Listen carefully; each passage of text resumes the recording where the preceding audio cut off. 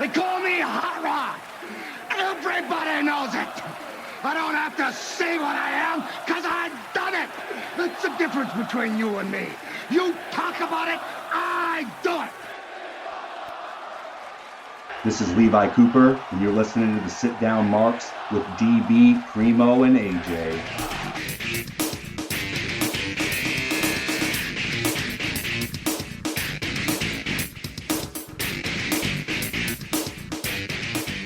Hey, everybody. Welcome to episode number 33 of the Sit Down Marks Podcast, sponsored by Coastland Apparel. Go to coastlandapparel.com. Use promo code BIRDTV for 15% off of your order.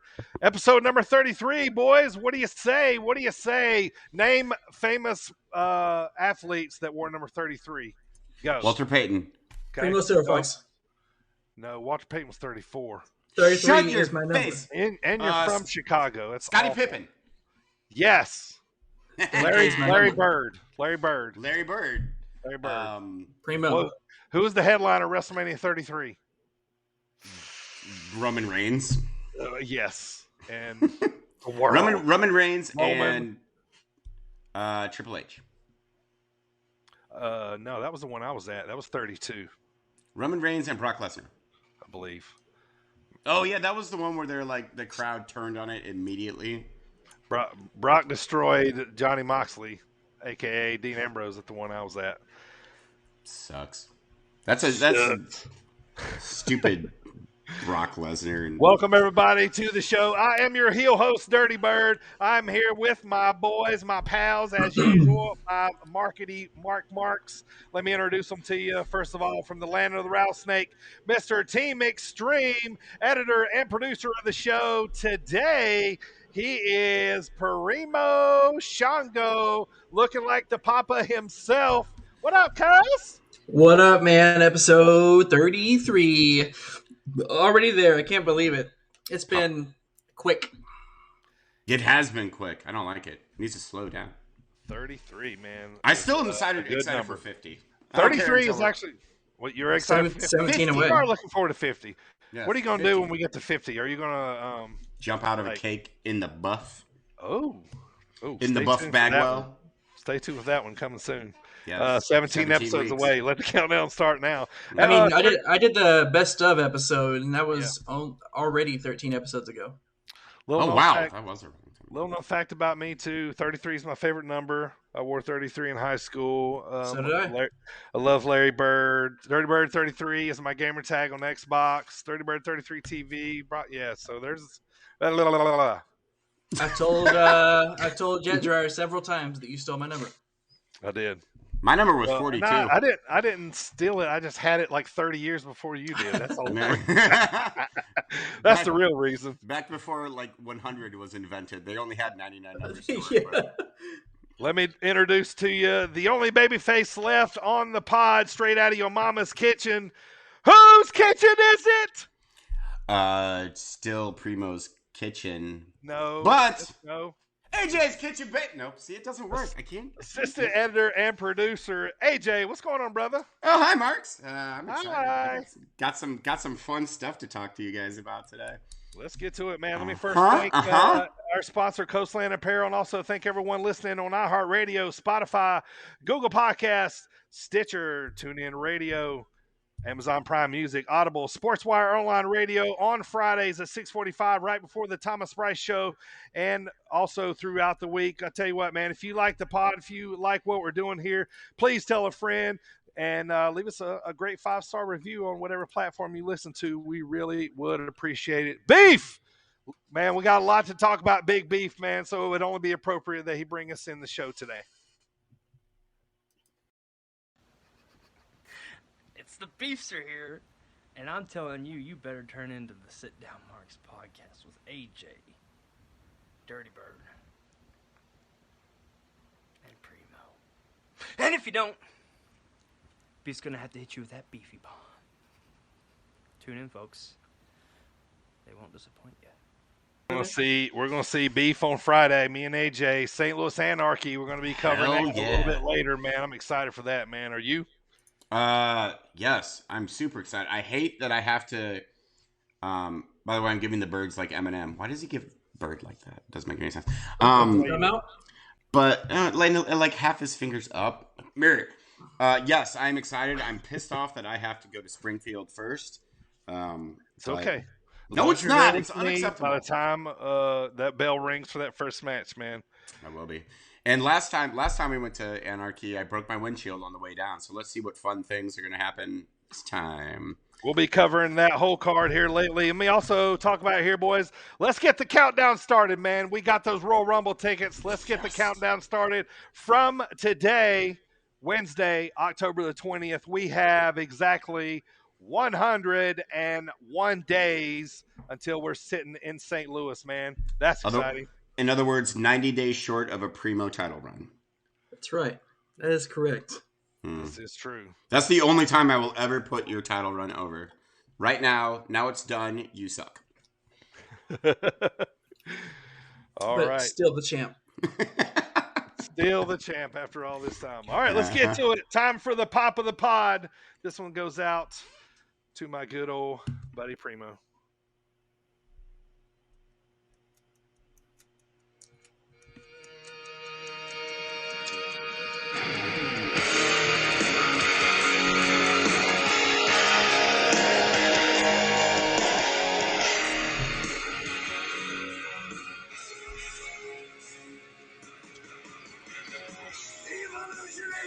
I just see Randy Orton,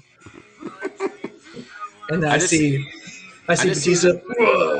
I just see them walking down the street, and then they're walking down the street, and then you got Randy Orton, and you got Triple H just.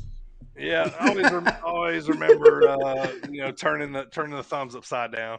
I am the game.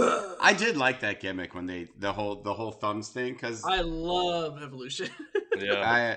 I was okay with it. I wasn't the biggest fan. I like the suits too. I popped pretty big whenever they had their little reunion feud against the Shield.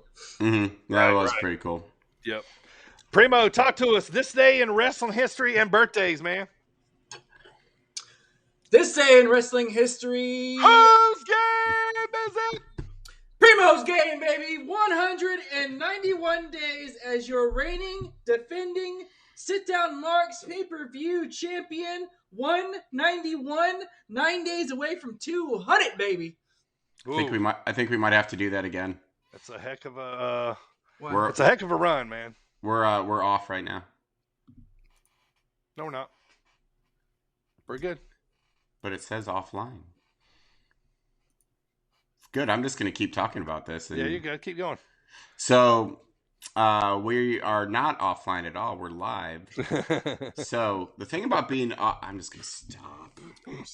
This day in wrestling history, October 20th. That's today for all you marks out there, October 20th. I don't usually put these little small, like this guy beat that guy, just because it's, in the grand scheme of things, it's not quite historical, but due to it's a timepiece and it is relevant to something we'll talk about later on. But 1964.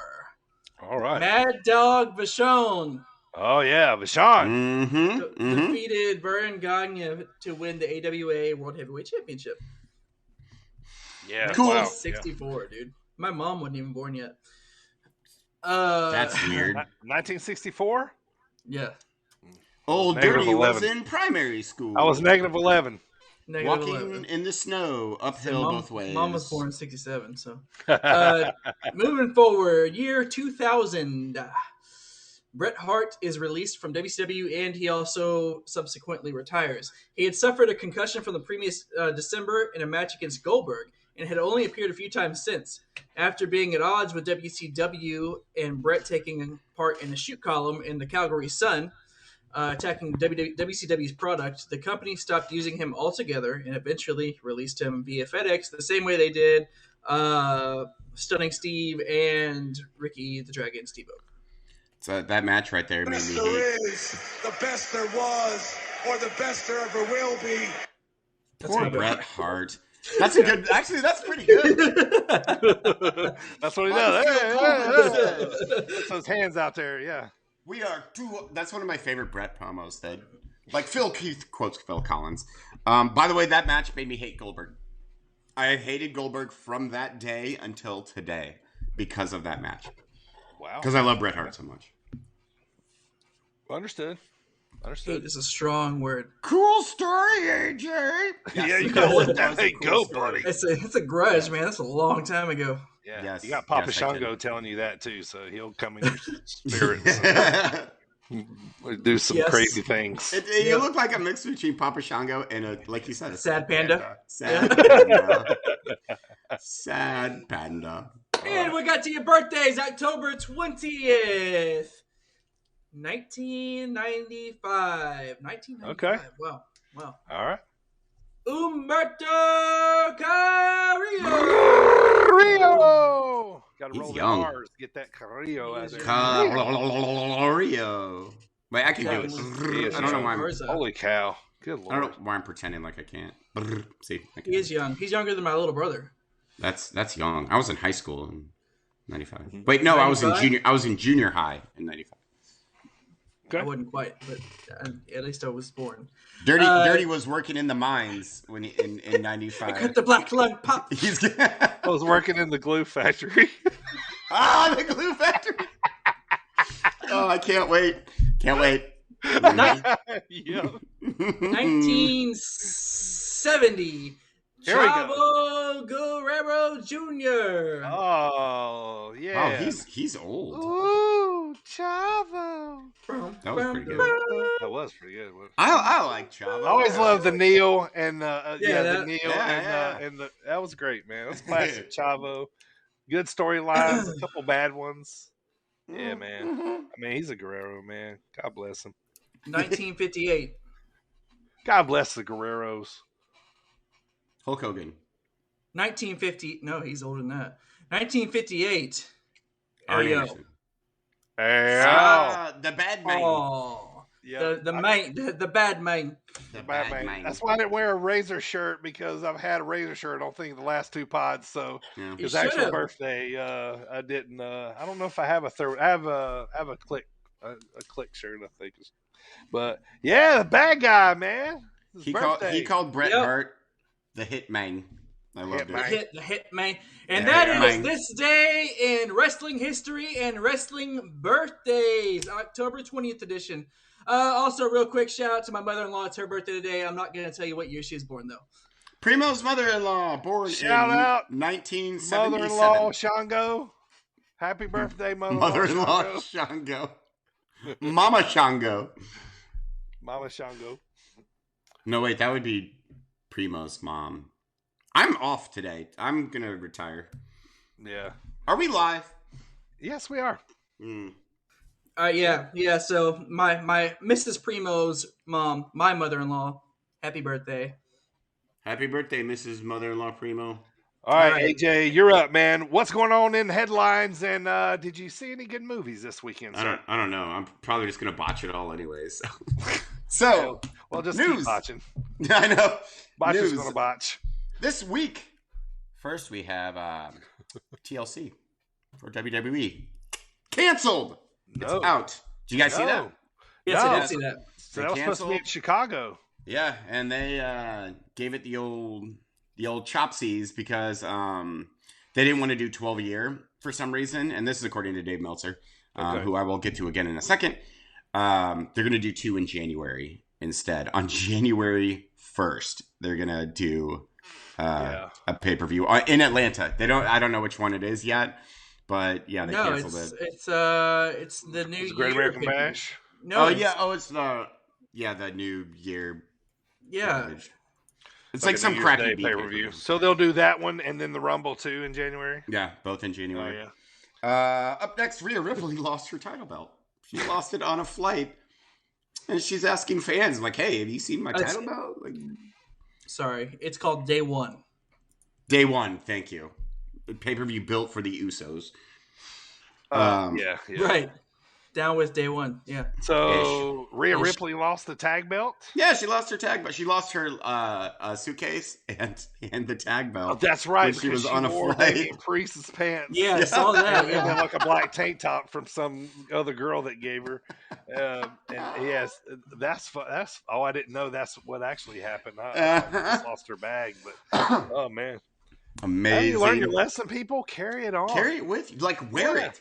As an actual belt. Yeah, if I was a champion, it would always be on me. Come on. Yeah, I would seriously get big belt loops. Oh yeah, on my pants and loop that fucker through there. Oh, imagine. Yeah, like I would walk through the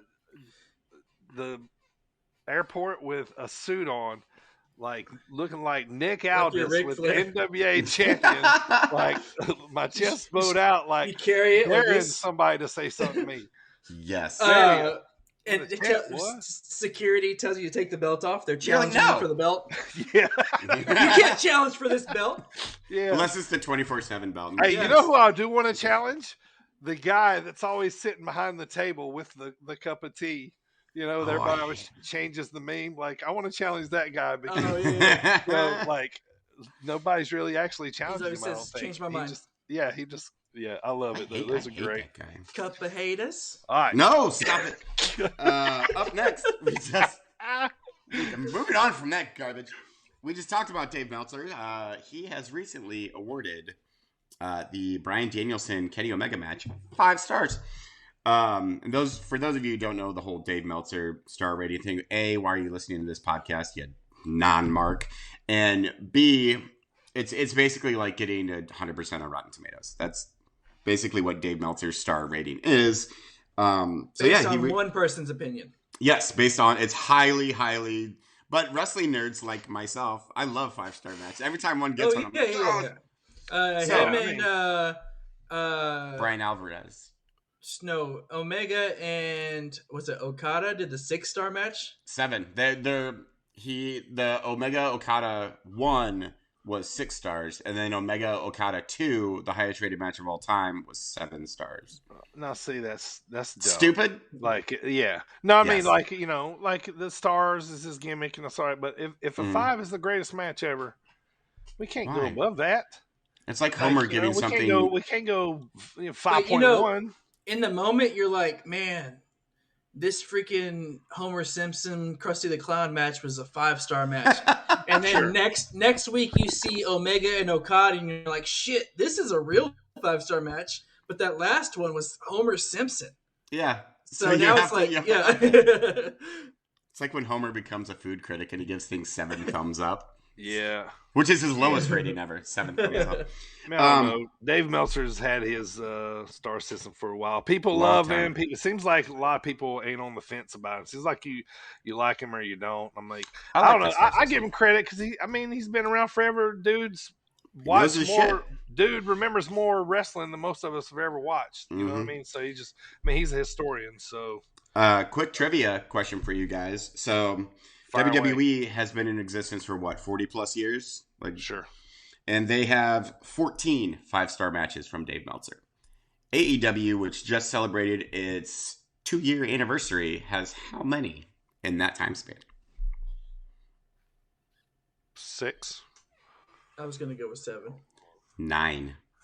This is their 9th 5-star match. And we'll get to a match in a little bit here that is probably going to get another one.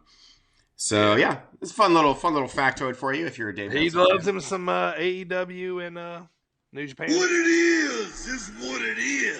Thank you, Macho. I went back and looked up all the 5-star matches, and New Japan has like 70% of them. How many are on Impact? Impact has 2, I think. They have AJ and Samoa Joe, and then they have another one with AJ and Angle. No, it wasn't, which that surprised me that it wasn't. It was AJ, Samoa Joe, and then AJ and someone else that I can't remember. Christopher Daniels, maybe? I don't know. So yeah, that's a thing. One more thing. AEW beats WWE in the all-important 18 to 49 demographic. Yet again, only their lead is now widening. How about that? Yeah. WWE, so WWE is After 3 boring minutes, The Rock says, know your role and shut your mouth!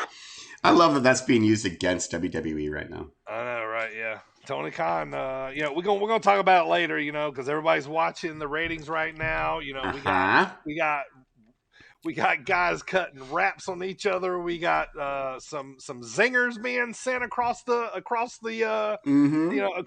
velvet rope, getting into the club. If you already know what I'm talking about here, and people want to know where this club is, and Roman talking about throwing people out of it. So we're gonna get into that later as we get rolling in the pod. AJ, what was the movie? So I movie of the weekend. AJ, I decided movie of the weekend. AJ's movie of the week. AJ's movie of the week. So there are roughly 8 Marine movies. I saw the first one, and then I saw the second one, and then I'm like, you know what? Fuck it. I'm gonna skip the third and go straight to the fourth because it is starring The Miz as Lieutenant. Oh God, okay, I don't want to botch his Marine rank, but obviously he's not a Marine.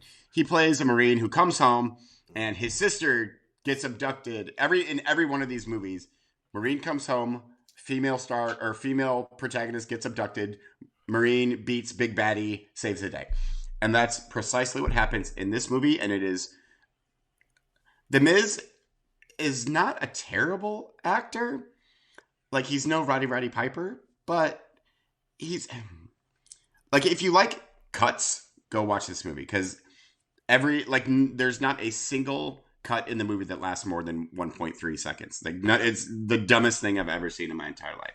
And spoiler, the Marine, aka The Miz, beats the baddie at the end of the movie, rescues his sister, and they all celebrate by dancing.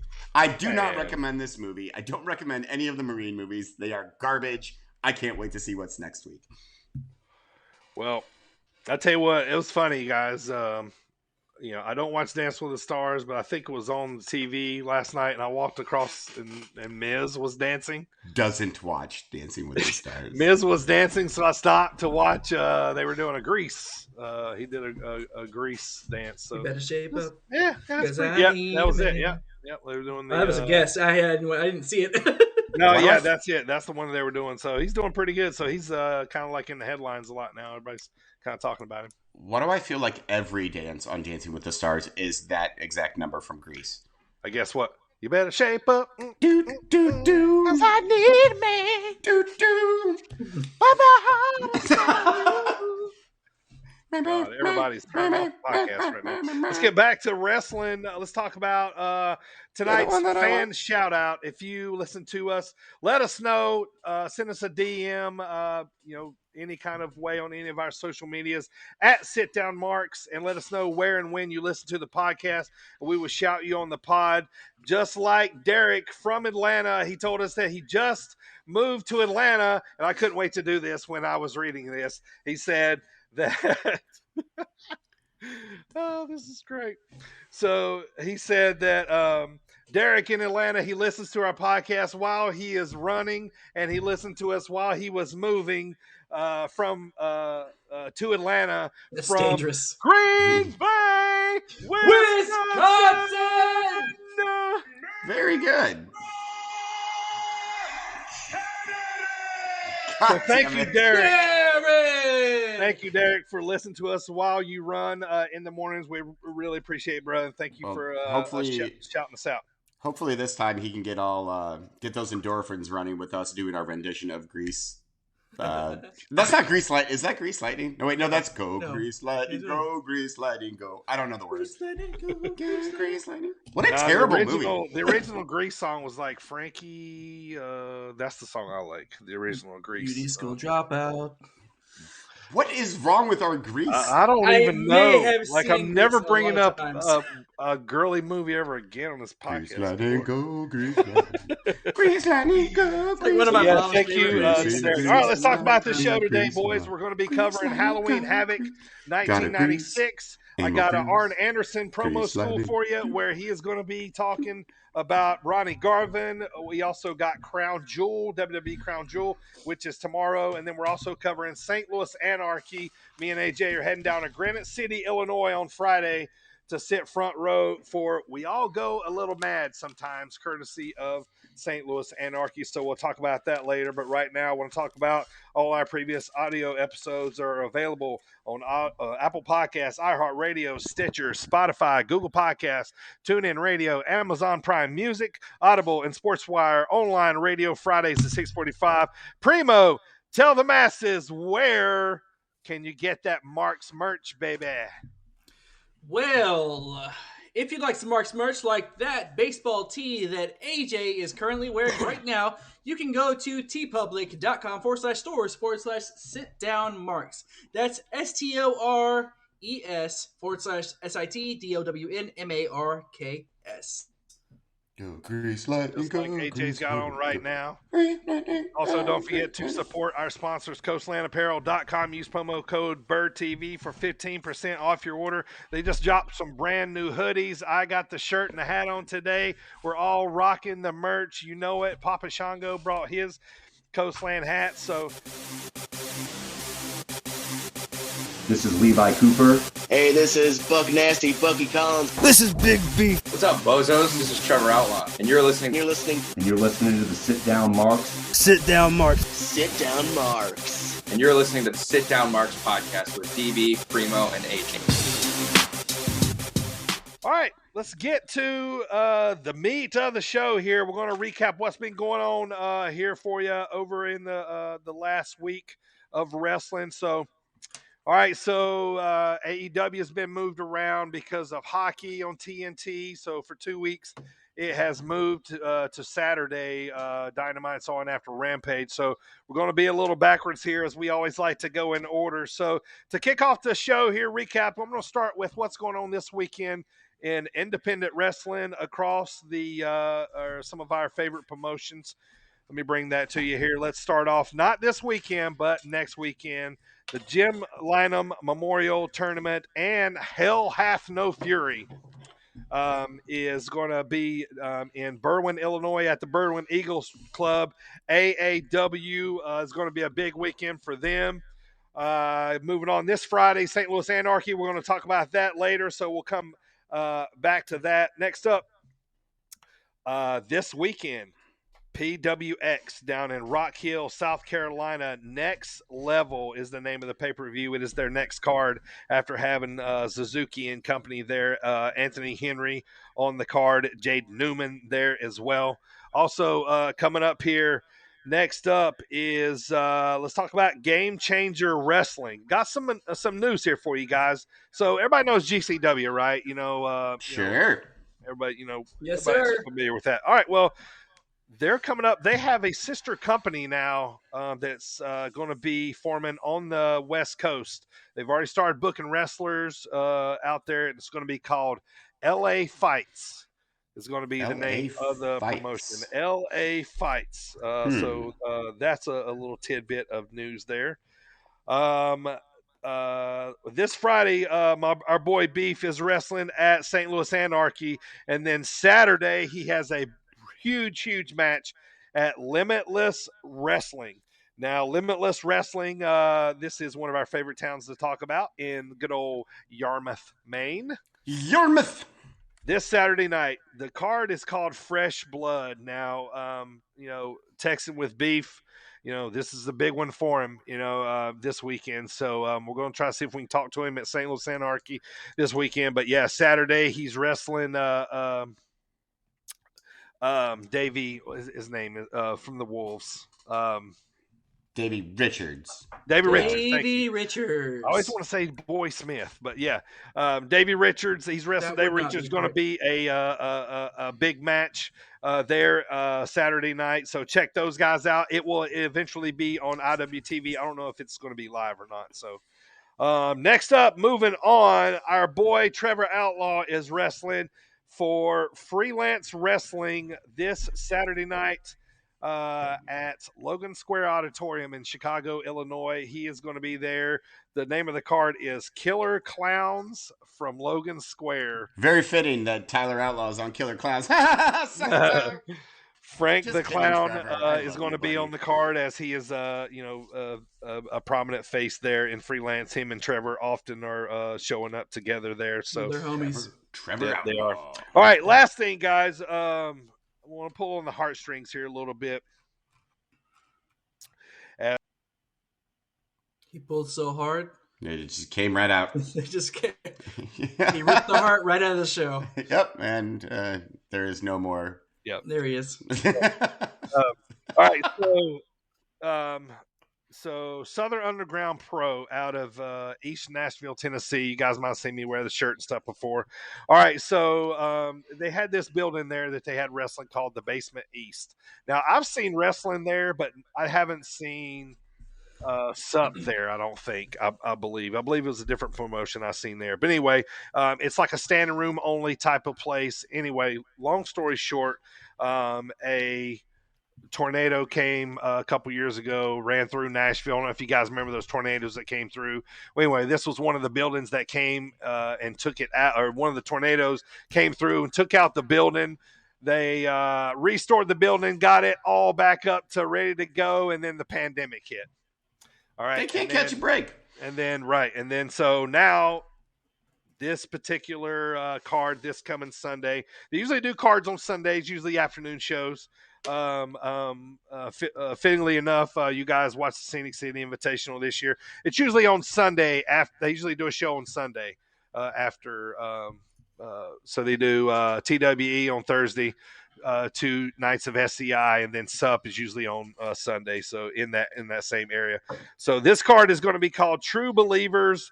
It's their first show back. Finally, hopefully it's going to be back. So go support those guys. Glad to see they're finally bringing wrestling back to East Nashville. Glad to see it, man. Glad to see it. What a shitty run they went on. That's awful. Man, it was bad, man. Yeah, and it's just one of those kind of independent wrestling type of southern cathedrals, if you will. You know what I'm saying? Just it just feels wrestling when you walk in the building now. All right, so let's get to what you've been watching on TV over the last week. I got Impact Wrestling to talk about with you. I got the Bound for Glory card to go over with you here first. So let me get started with that, baby. Let me find my notes here. Baby clothes. Find your notes, baby. Baby clothes. Here we go. First up, Let me tell you something. All right, Impact Wrestling. I mean, the hype up of Christian. What's funny? My Dusty? My Dusty? Oh, baby clothes. Baby clothes. Oh, yeah. Continues to be a classic. All right, it's the most left field remark that we've had that made AJ laugh so hard. Right. All right, let me get through it here. Impact. All right, so they've been hyping up Christian and Josh Alexander is kind of the opener. You know, they're running little clips throughout the opener while the music is playing. So the opener is El Phantasmo coming out with his Bullet Club, doing his gimmick and gyrating and doing his stuff, versus Rohit Raju and Willie Mack, a little thruple to start off. Thruple. If you're new to the pod, that's what we call three-way matches around here. Or four-way, or anything more than a two, we can call a thruple. So that's basically the rule. Basically the rule. So they come out, a three-way thruple match is what we'll call it. El Phantasmo gets the win, qualifies for the X Division title at Bound for Glory.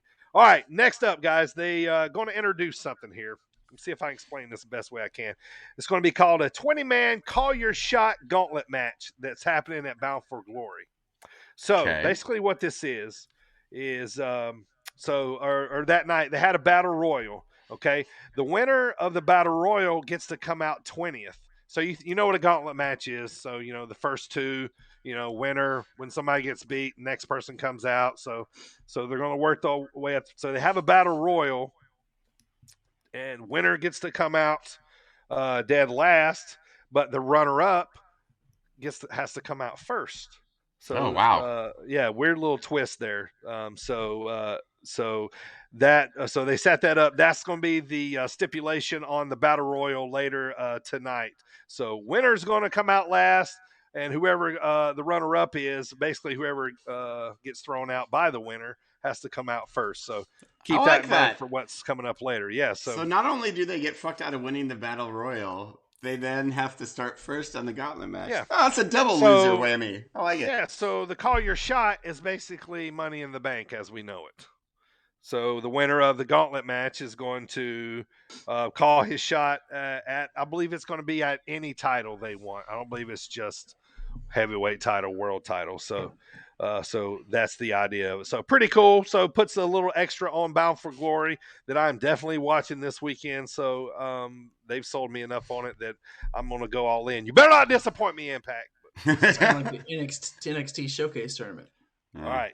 Savannah Evans beat up Lady Frost and Deanna, or beat up Lady Frost, and then Deanna with Matt Rewalt comes out to tell Rusev D comes out to tell everyone that she will face Mickie James. Or excuse me, I'm sorry.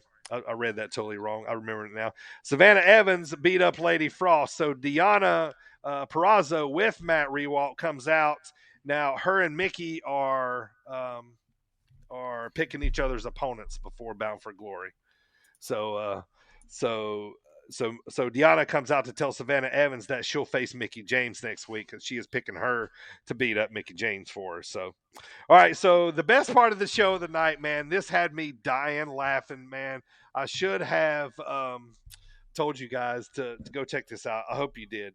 All right, so this was the best part of the show. So they're heading to Las Vegas. So tonight was the official shutdown of Swingers Palace, and they're running little video clips, and everybody's getting their stuff and leaving. They've got like a little video reel of. You remember how Saban kept coming in going, "I love this place, I love this place." It was like a video reel of all of those. Man, it was like totally awesome. Anyway. So how they set it up is everybody's leaving. Chris Sabin comes in for one last look. They play a highlight reel of Swingers Palace. He's looking all around the place as the lights are being shut out and being shut out at the Palace. And he's sitting there saying, "I love this place, man." He's just sitting there thinking, I love this place. I love this place. So that was great. And one of the Rizats, or I forget what they called her. Wait a minute, the Swingerellas. There was two Swingerellas. One of them went to Johnny and told her that she had feelings for him, and he goes, "Are you kidding me, Daddy?" He's like, "It's in the name. I'm the swing man. I can't be locked down with just one lady. I gotta have a couple. I'm the swing daddy." Get out. You know what I mean? Like, I can't be. So that was had me dying laughing, man. Had me dying laughing, man. Go check it out. Baby. Live the gimmick. Go check it out if you hadn't. All right. Heath Slater officially signs his Impact contract. Yes. He wants a tag match at Bound for Glory against Violent by Design, and he wants Rhino to be his tag partner. Scott D'Amore tells him he'll give him the match, but he don't know if Rhino is going to show up or not. So. Oh, Rhino will show up. What else is he going to do? Next up, Josh Matthews says that Chris Bay's Bullet Club shirt is still number one on the Shop Impact. Sure. Yeah. So for the two people that buy Impact shirts. Yes. Hey, both of which are Chris Bay's parents. I'll have no Impact slander. You can attack the wrestlers, but I'll have no Impact slander on my it was just a statement. I like Impact. I don't have an Impact shirt. See? That's what you meant. Somebody buys that's what you meant. I just never think of ImpactShop.com or whatever it is. Right. So Chris Sabin versus Chris Bay is out next. This was a very flippy match. Sabin wins by the cradle shock. This was definitely the match of the night. I was entertained. There was some flipping, a lot of jumping around going on. It was hard to kind of keep up with. But I was interested. And next thing I know, I was like, bang, cradle shock, it's over. All right, so Battle Royal time to find out about who's going to do what in this gauntlet match. Moose, Morrissey, Sabin are the last three standing. Mm-hmm. So Morrissey wins kind of in a really uneventful ending. Morrissey's going to be the last man to come in the gauntlet match. He throws out Chris Sabin. So Sabin's going to have to claw his way all the way through. He's going to be first. And I got a weird feeling that Sabin's going to go all the way through this thing.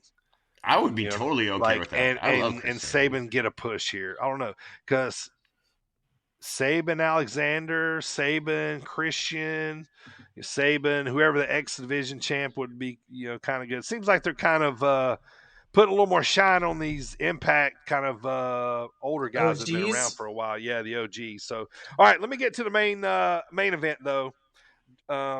It's not really a main event. It's basically Josh Alexander and Christian sitting in the middle of the ring, trading jabs with each other in a summit, quotations, with about their match. And basically they're, I'm going to beat you. I'm going to beat you. It was pretty good, but, nothing like out of the ordinary. And then the kind of cool part was, I think they really played off a shoot. Here's what I think happened. All right, so there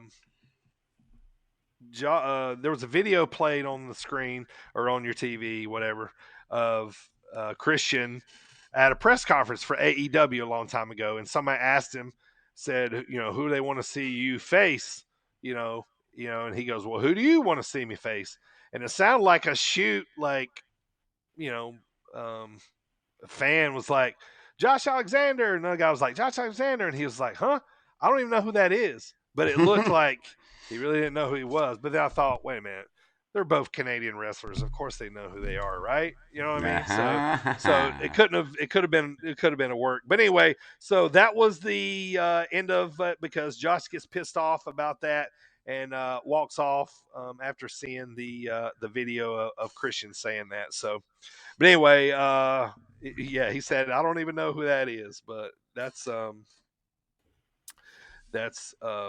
how, it was an interesting press conference, but wasn't, I guess it was a press conference. It counts as like one. That. Yeah, I guess it counts at ones. Yeah, but they're just trying to put some sting on that on the Battle for Glory coming up, match coming up. So yeah, so that was the end of it. Let me run over the Battle for Glory card with you real quick. We just talked about it. World title, Christian Cage, Josh Alexander. Women's title, Knockouts title, Deonna Purrazzo versus Mickie James. X Division title, Trey Miguel versus Steve Maclin versus El Phantasmo. World Tag Team titles, the Good Brothers are the champions versus Finjuice or the Bullet Club. I think they have a match coming up to see who gets on that. Knockouts Tag Team titles, Decay, Rosemary and Havoc will defend against the debuting Inspiration with two eyes. Inspiration. Inspiration. See what I did there? Inspiration. I actually forgot that there was. Then the Call Your Shot Gauntlet match should be awesome. Chris Sabin, Rich Swann, Brian Myers, Moose, W. Marcy, all in it. Violent by Design versus Heath and this, mystery partner or Rhino is what they're saying right now. And then we were talking about this earlier, Primo. Might be one of his kids. The lead-in show is going to be called Countdown to Glory, and this is where they're going to put this ridiculous digital media title on somebody. That's so somebody, stupid. One of these cats are taking it. Jordan Grace, Crazy Steve, followed by John Schuyler, which that's my vote. Madison Rain, Chelsea Green, Tennille Dashwood, or Alicia Edwards. So, how do you win it? Is it fan voted? Yeah, I don't know if it's fan voted or not. Like I thought they Sunday? were going to be in the. I thought they were going to be in the match, and then once they determine a champion, then they'll determine how it's going to be. It's like, well, there's mostly females left, so yeah. So maybe to see how they want to. I don't think they thought this through when they were inventing this title. It's like Primo said, they're trying to be progressive and find something new, but just sounds like a Nickelodeon gimmick or something like that. All we can do is see what they do with it. So. Yeah, the actual name of the title is pretty dumb. Yeah, the idea behind it can be it can be trend setting. Go ahead. No. How long they're gonna call it the DMT? The DM all the way. The digital media title. Until TNA gets taken over by someone slide else. in my DMs, DMT. Hey, look how trendy and hip they are. Hey, look at me. All right, so yeah, so all right, so Thursday last week was Impact. So next up on the docket was Friday Night SmackDown with our good old buddy AJ, or good old buddy Primo here. I didn't know SmackDown. Fuck yeah, SmackDown. I was looking at you got Rampage and Dynamite up next. So, all right, what happened on SmackDown last week? I'll be honest. What they flipped it to FS1. I did not get to see it, so I end up catching small little clips and highlights of the show. So, you missed it. You missed a big one. Big one from Ontario, California. You didn't miss a big one. What happened, Primo? Smacking it down, baby. SmackDown. It's the SmackDown Go Home show for Crown Jewel, which that still makes me laugh. That still makes me laugh too. All you marks out there, Crown Jewel is tomorrow at 12 o'clock Eastern time frame. Or according to you, open up the show. Is that this month? Yes. Yeah. This is what I wrote down. Edge comes out because if Dirty was watching, he would understand. Edge comes out to open up the show. Then I wrote Iconoclast. He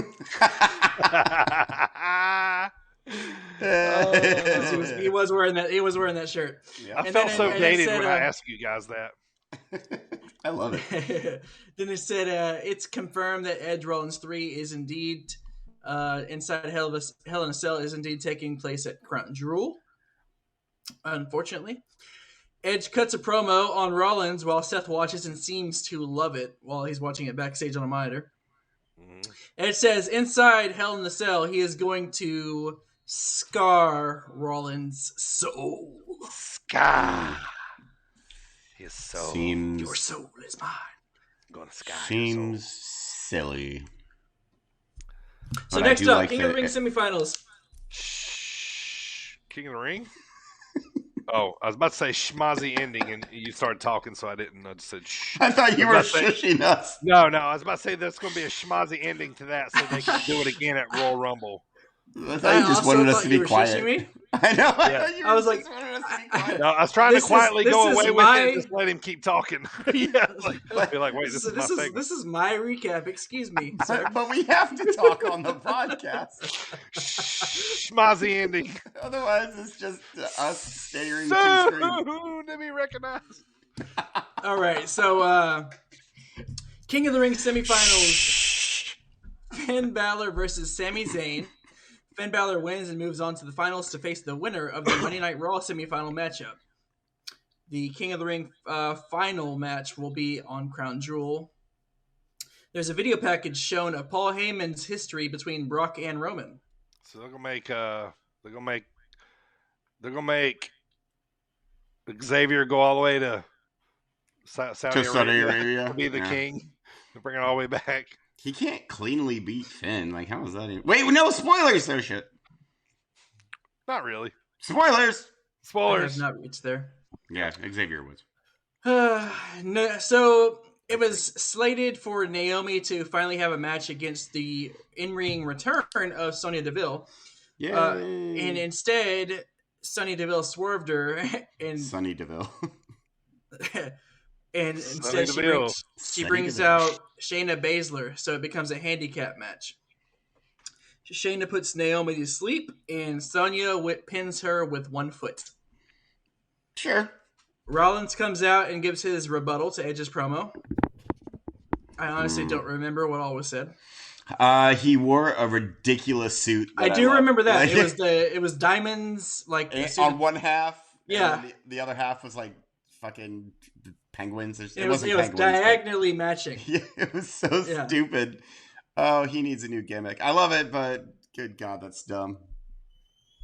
I watched his interview on the Stone Cold, whatever they call it, Stone Cold podcast, Broken Skull Sessions. Mm-hmm. And he talks about how Becky Lynch's stylist is who does those suits for him. Because he has no sense of style, you know? No. Neither does Becky Lynch's stylist, apparently. Right. So, Queen's Crown semifinal match, Zelina Vega versus Carmella. Zelina Vega wins due to a distraction by Liv Morgan, and she moves on to the finals. Sure.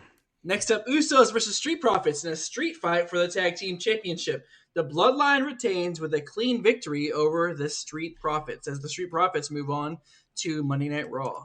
That was a great match, by the way. It really was. I love the Street Profits. I think Street Profits are legit. Yes, they are. And the Usos are, they've always been legit.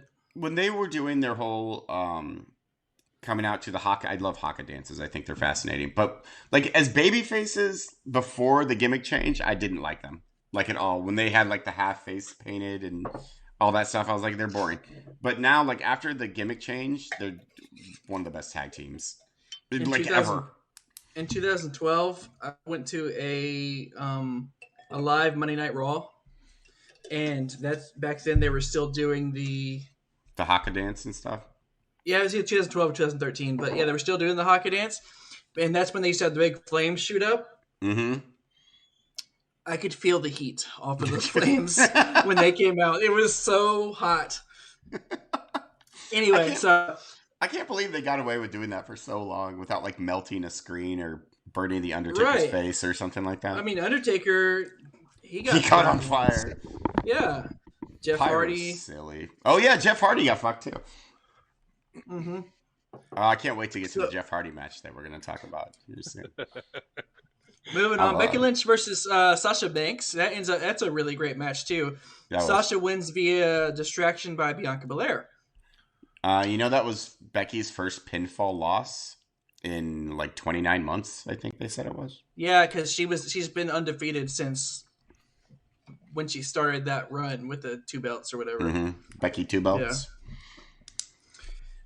In the final segment of SmackDown, which is what you would have seen if you would have switched over to FS1 for the final 30 minutes. Oh, is that what you had to do? Yeah, yep. That was the thing.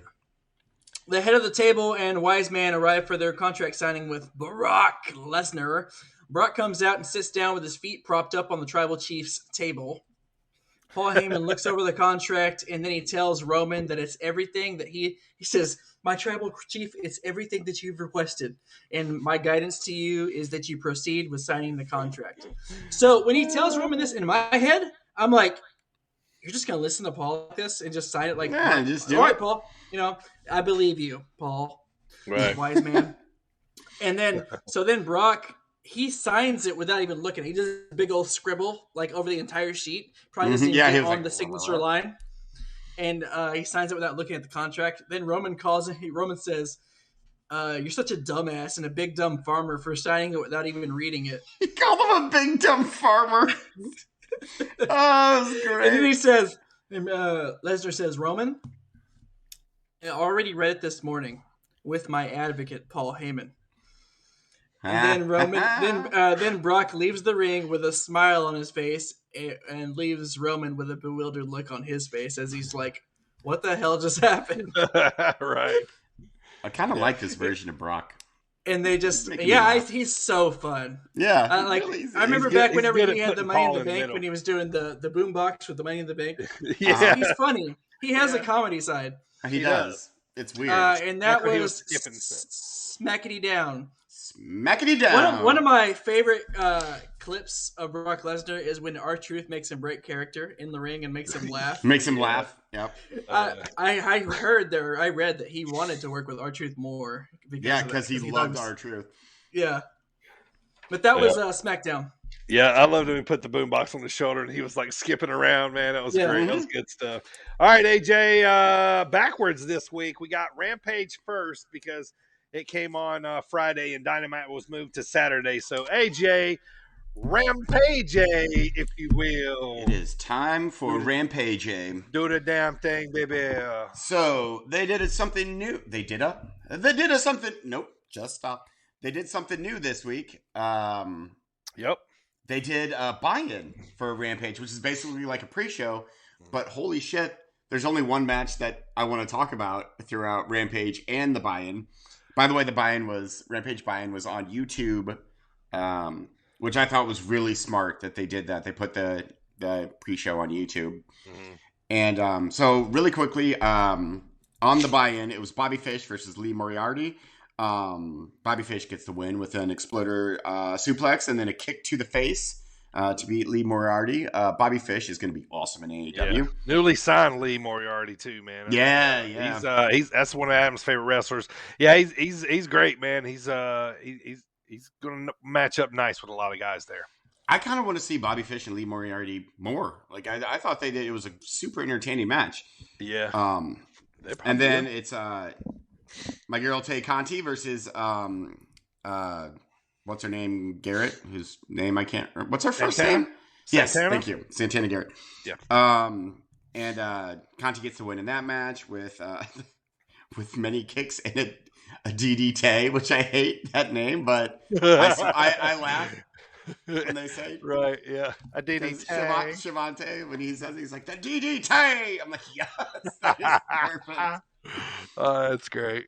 So really, the only match that I wanted to talk about was Minoru Suzuki versus Bryan Danielson. Yes. Holy hell, was this match amazing. Well, the only other note from this show was I wrote, pretty cool Rampage in Miami. It was pretty sweet. It was. I love the Dark Order. I do. Oh my god! Like they're so good, man. Like I love. I heard John Silver talking the other day. I didn't even think about this. They said they were talking something like they were like in character. It was like one of those like backstage things. They were talking about doing like they call that.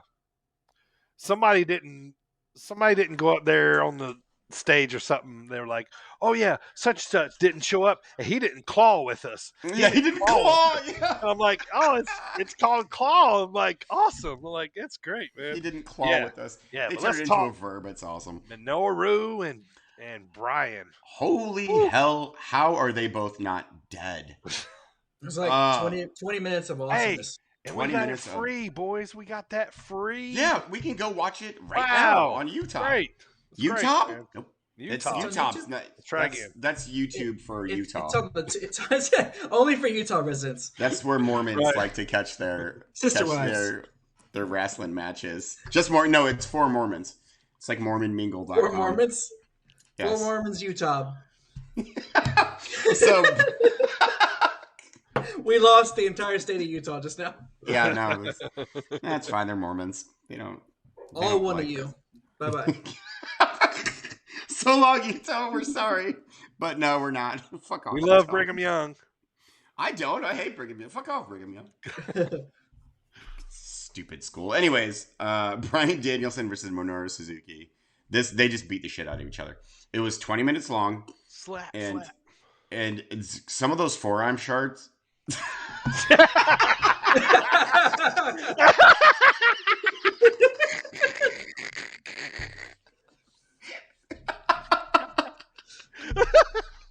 Wow. Whoa, we just hit a whole nother level with that one, man. Forearm sharts. Let it be known that is AJ's finishing move. The forearm shart.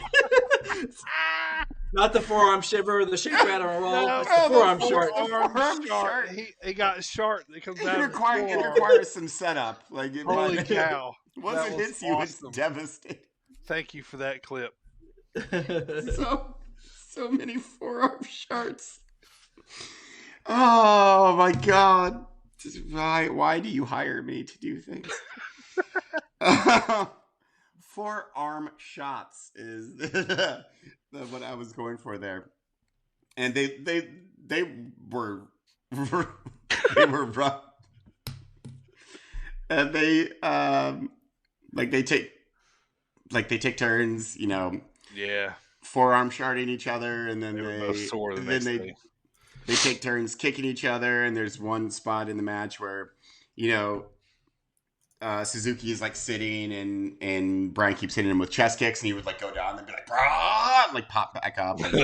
Right. And he did that like a couple of times. Then later on in the match, Danielson would do the same thing where he would like pop back up, and so this match was just amazing. Minoru Suzuki is what, like the Undertaker's age? He's so old, and yet he's still so awesome.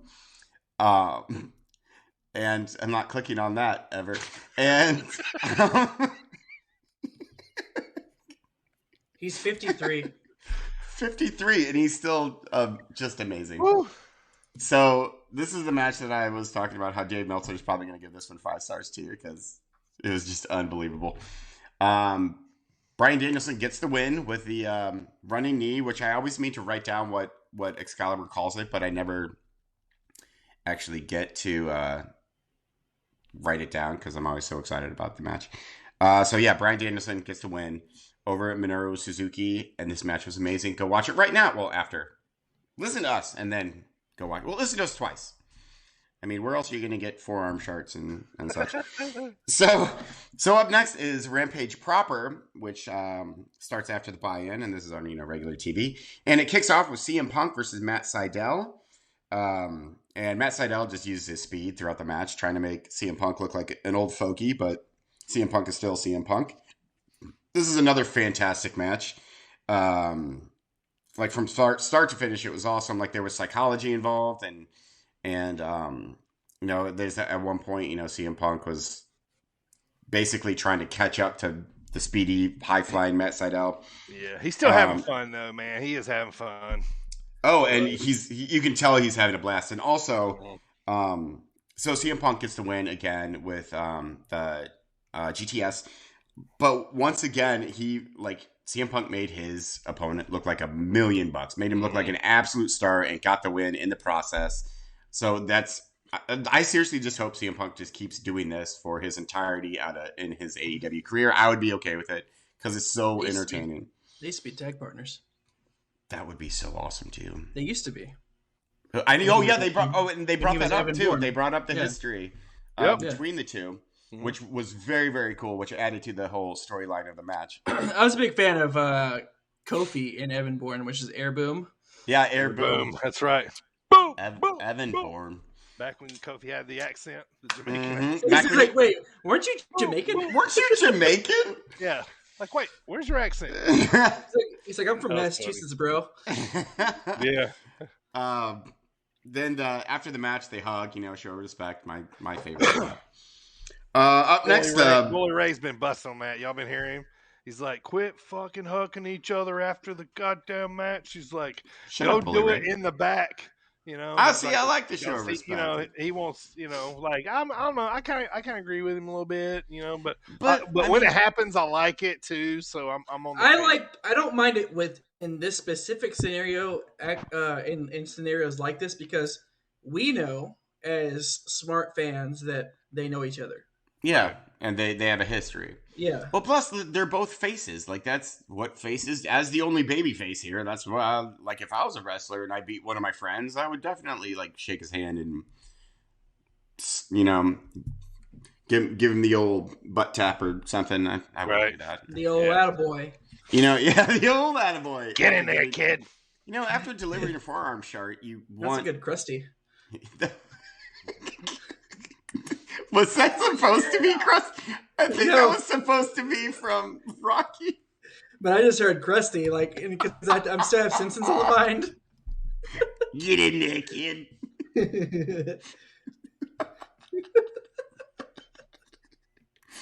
It was an excellent Krusty the Clown. Krusty it was. I'm giving you my lowest rating ever. 7 thumbs up. Where are we? Okay, the Bunny versus Ruby Soho. Ruby gets the win with the Destination Unknown. Ruby Soho. So I can't remember who tweeted out at Roman Reigns, but they were like, "Yeah, you got beat by Ruby Soho. How's that feel?" Or something. It was something like that. I can't remember who it was. Roman segment versus Ruby segment was on the same time. Yeah, and the Ruby segment won. Yeah.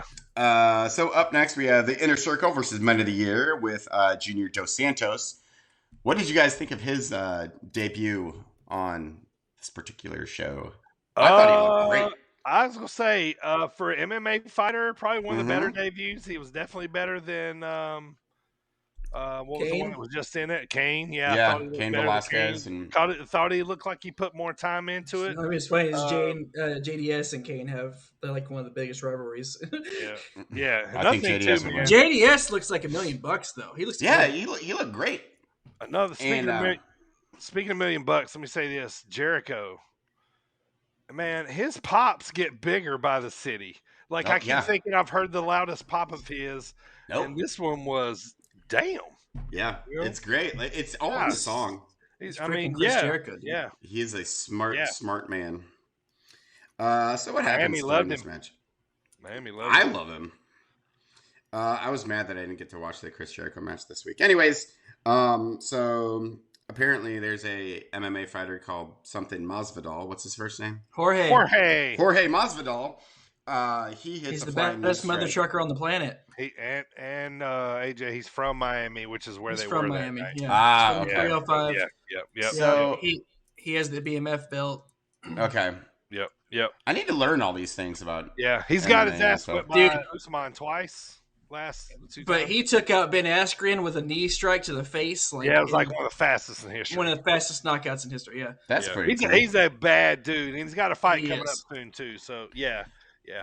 Well, the end of the match was Chris Jericho puts the lion tamer. Like he actually uses the lion tamer, which one of my favorite. Of all time. You said I was listening to the pod the other day. I thought about that when he hit that lion tamer because you said I like that. I wish you would bring it back and start doing it. And then here he is doing it. And he hits it. Cool. Do you know who Kimbo Slice is? Kimbo Slice? Me or yes, I do know Kimbo Slice. He used to be a backyard fighter. Yes, I do know. That's Kimbo where Slice. That's where Jorge Masvidal started out.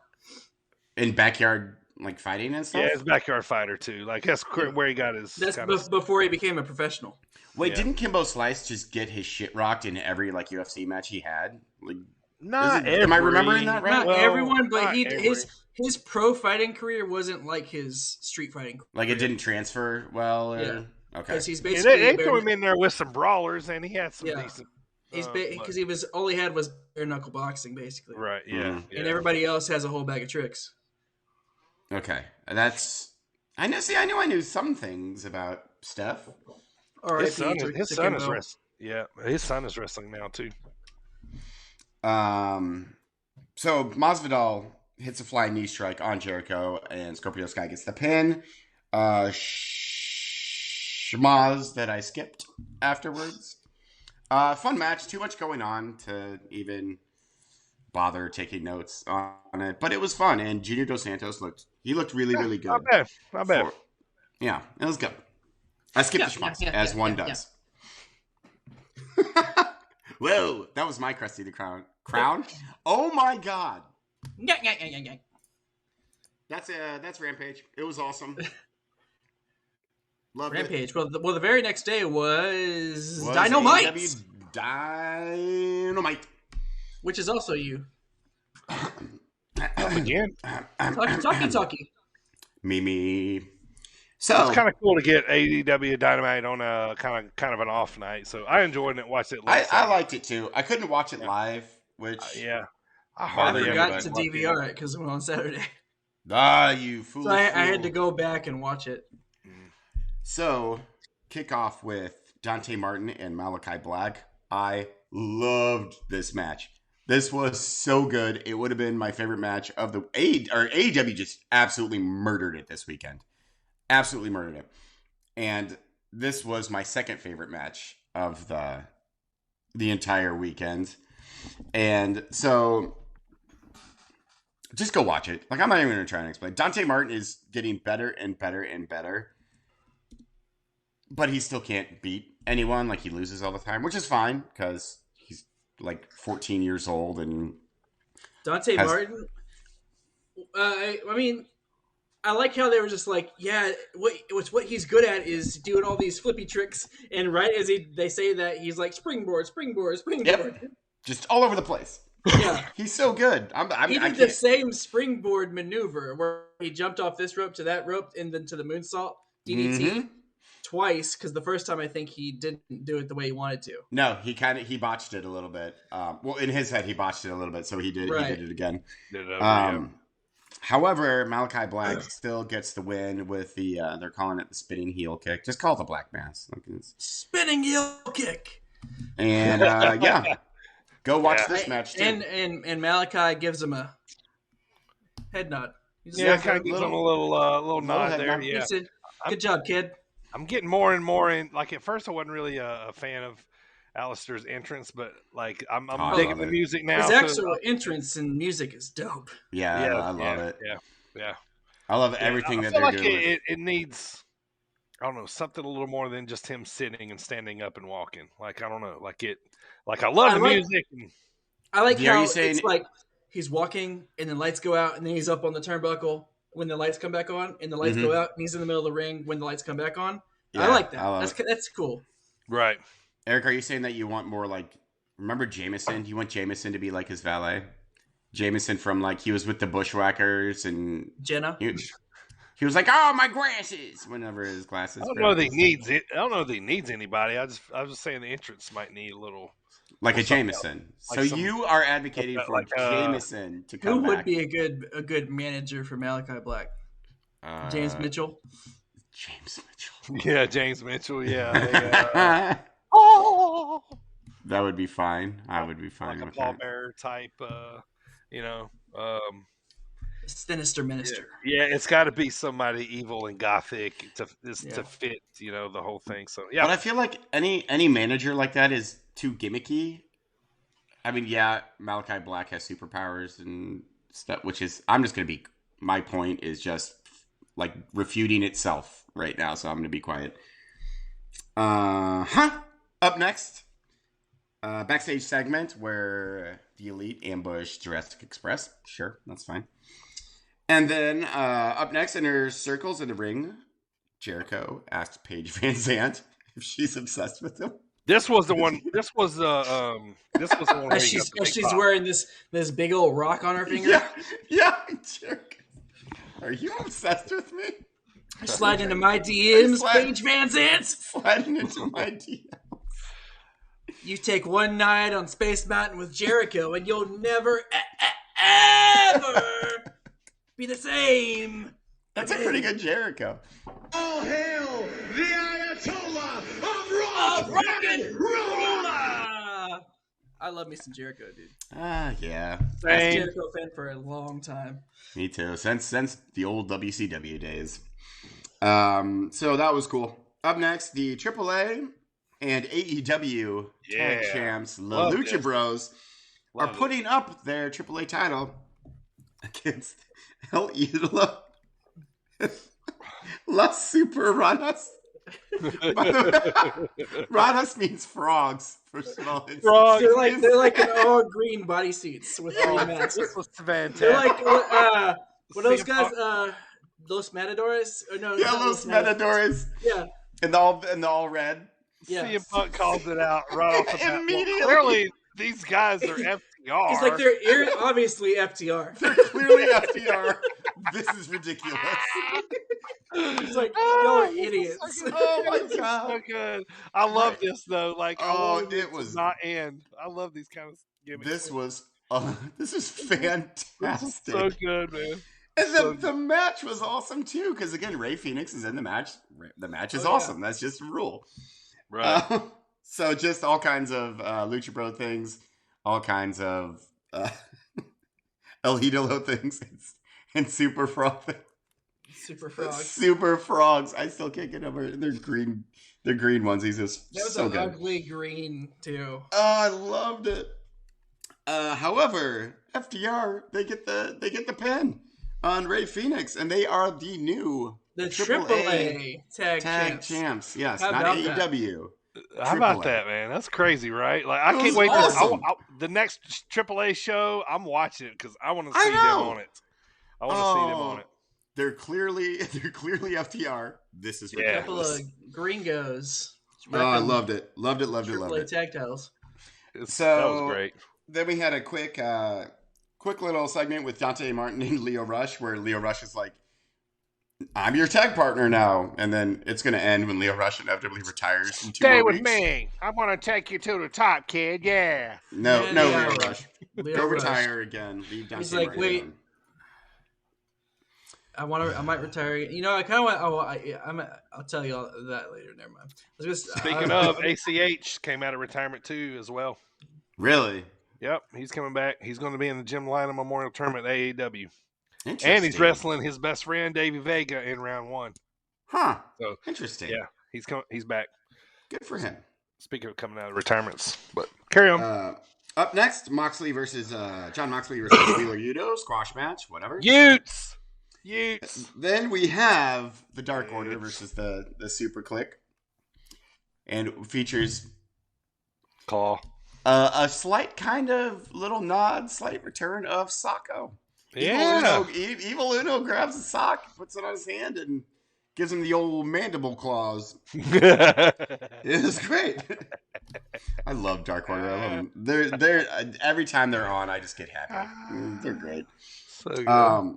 However, Super Click gets the win with Cole delivering some knee strikes on Alex Reynolds. For the 1, 2, 3, again, this match was fine. Dark Order needs to just do things. Does anybody else love it when Nick goes, at the camera? Yes. I think it's so obnoxious. I wait for it now. I know. He's so annoying. It's and so he's annoying. doing the cocky walk, and he does that in the camera. Like, I wait for it, man. It's like when they come out, I'm like, I got to see Nick do this first. It's great. It's good terrible. stuff. It's good stuff. That's awful. Wrestling. Up next, MJF gives a promo, which MJF is still just amazing. He's the best. Yep. And he goes on. What was he? Oh, he talks about. He's like Darby, you're not here, so clearly thank you. We have a scheduled match. Yeah. And the whole time, Shivani's like, or whoever, Jim Ross was like, they don't have a scheduled match. Yeah, they don't have a match at all. But they brought the ref out, and told the ref to. And then MJF was getting on Justin Roberts. He's like, you can look like you're here to like hang out in Miami, but you can't introduce me for my match. By the way, did you see MJF? It was MJF's tweet to Roman Reigns about him beating, or about Ruby Soho beating Roman Reigns, because his tweet was like, Ruby Soho beat you, and she sucks. I love MGF so much. So anyways, end of this little segment is eventually MJF shoves Wardlow into Sting. Sting hits him with a baseball bat, so on and so forth. Any chance we see Minoru Suzuki versus Sting? 50-something-year-old versus 60-something-year-old. What about that? I don't know if I want to watch Sting die. Because I think Sting would die in that match. I don't think Sting would want to get as physical as Minoru would. He's a little stiff for Sting. That possibility could happen. If they would lock up, it'd be pretty cool. I would certainly watch it, but I don't know if I would want it to happen. I saw that Minoru might turn up in the Impact Zone. Yes, he's supposed to. Yep. Which, cool. Just put him everywhere. Man, he's having a heck of a tour right now. Yes, he is. I hope it's extended. Up next, Kara Hogan versus Penelope Ford. Blah, blah, blah. Ford gets Penelope. And then, of course, Ruby Soho comes out for, schmazing. Skip. Up next, a interview with Hangman Adam Page. He's basically just selling their cowboy shit. Cowboy shit. Cowboy shit. He says cowboy shit so many times. Yeah. He does. And he does. Promo. He says he's like, cowboy shit was... Let me tell you something about cowboy shit. Friends. When I'm talking about cowboy shit, I mean cowboy shit is exactly what is going to happen to you, because cowboy shit is I'm bringing you cowboy shit all night. He's like, tonight you'll know the cowboy shit. That's right. Yeah, he's like, and at the pay-per-view, you can guarantee there will be some cowboy shit. Yeah. I didn't say it that many times, but. Leave the ring and they run back up to the mic and be like, cowboy shit, and then leave. Cowboy shit. Yeah. I like how you like they're white meat baby facing them hard right now. Yes, they are. Yep. Which is fine. I like Hangman. I do too. Love Hangman. So then after that, we have main event time, Bryan Danielson versus Bobby Fish. I was so stoked for this match. And it went... Could Bobby Fish fry if Bobby Fish could fry fish? See, I still don't like that. I don't know why. So it starts with Bobby Fish beating the shit out of Bryan Danielson with kicks and sharts and all that stuff, and forearm sharts. And then at one point, oh my God, Bryan Danielson gets back. I almost said Daniel Bryan and had to correct myself. Bryan Danielson gets back into the match. German suplex and hits some works over Fish's legs with some dragon screws. So the match basically goes up to the top rope where a bunch of stuff happens. Falcon Arrow, knee bars of Bryan Danielson's own, and then I still love his kicks where he holds onto the arms, just boots the faces in. That's awesome. But end of the match, Danielson locks on the heel hook for the win. This was yet another must-watch match. AEW absolutely killed it absolutely killed it all weekend long. Like, this is the best AEW has been, which is saying a lot. Like, all weekend, A+, A+, A+. Amazing. And that, I'm out. Definitely. All right. Yeah, it was a hot weekend for AEW. They were in the headlines a lot. We're going to talk about some stuff later too. Tony Khan and the Acclaimed, they cut some they sent some zingers after the cameras went off, but the cameras were still filming. So anyway, let's move on. So that is AEW. Nice job there, AJ. Appreciate it. Primo, you got one more to cover here tonight. Tell us what happened on Monday Night Raw this past Monday here shortly, because Monday Night Raw, was in Sacramento, California this past Monday. The funny part about the way this one started was Charlotte and Bianca it was kind of the battle of the bad outfits here. So we got Primo to tell us all about Raw, man. What'd you think about those outfits of Charlotte and Bianca? It was weird. In fact, I had to rewind it when Charlotte came out, and I was like, I told Mrs. Primo, I was like, look at what she's wearing. You could clearly see her butt cheeks, like her underwear showing and all that, because her whole outfit was see-through. Yeah. I agree. The whole outfit thing was off. Then, I don't know what was going on. I don't know if Bianca. So anyway, we got the show opener. Charlotte Flair arrives still. Yeah. I was gonna say I didn't know if Bianca still makes her outfits because she had roses and stuff all over them. So both of them were all over weird. It. Looked like one of them couches that's from like the 60s. No doubt. my grandparents had those. Right. So Charlotte Flair arrives to open the show. She gives promo on her match with Bianca, basically saying that Bianca Flair isn't good enough to even challenge her for the title later in the night. Bianca comes out and responds to Charlotte and basically ends up saying that she will end up with both of the women's titles via her title match tonight on Raw with Charlotte, and then her triple threat match, her thruple, with Becky and Sasha at Crown Jewel. So after that, we have the King of the Ring semifinals, Raw semifinals, that is. Xavier Woods versus Jinder Mahal, the modern-day Maharaja. Xavier Woods wins. Maharaja. That's right. Xavier, I wish I could do that. I just can't. Xavier Woods wins and advances to take on Finn Balor in the finals at Crown Jewel. All hail King Woods. King Woods, man. Or, Finn, he's a prince already. He is a prince already. Prince can move to a king, I guess. Prince moves up to a king. Yeah, I don't know. We'll see. Yeah. It does seem like Xavier's to lose, though. But, yeah, we'll talk about that later. Big E and Drew McIntyre discussed last week and how they ended up turning on each other and then basically coming to blows where Drew ended up Claymore kicking Big E. So they basically talked this week and they're like, sorry, bro, heat of the moment type thing. And they agree to coexist for their matchup against the Dirty Dogs. So they do end up coexisting to win the match and even shake on it afterwards while talking a little trash as they head into their matchup for the WWE Championship at Crown Jewel. I feel like, I was rallying for Big E to win the WWE Championship just like everybody else. And I still am thrilled that he's the champion.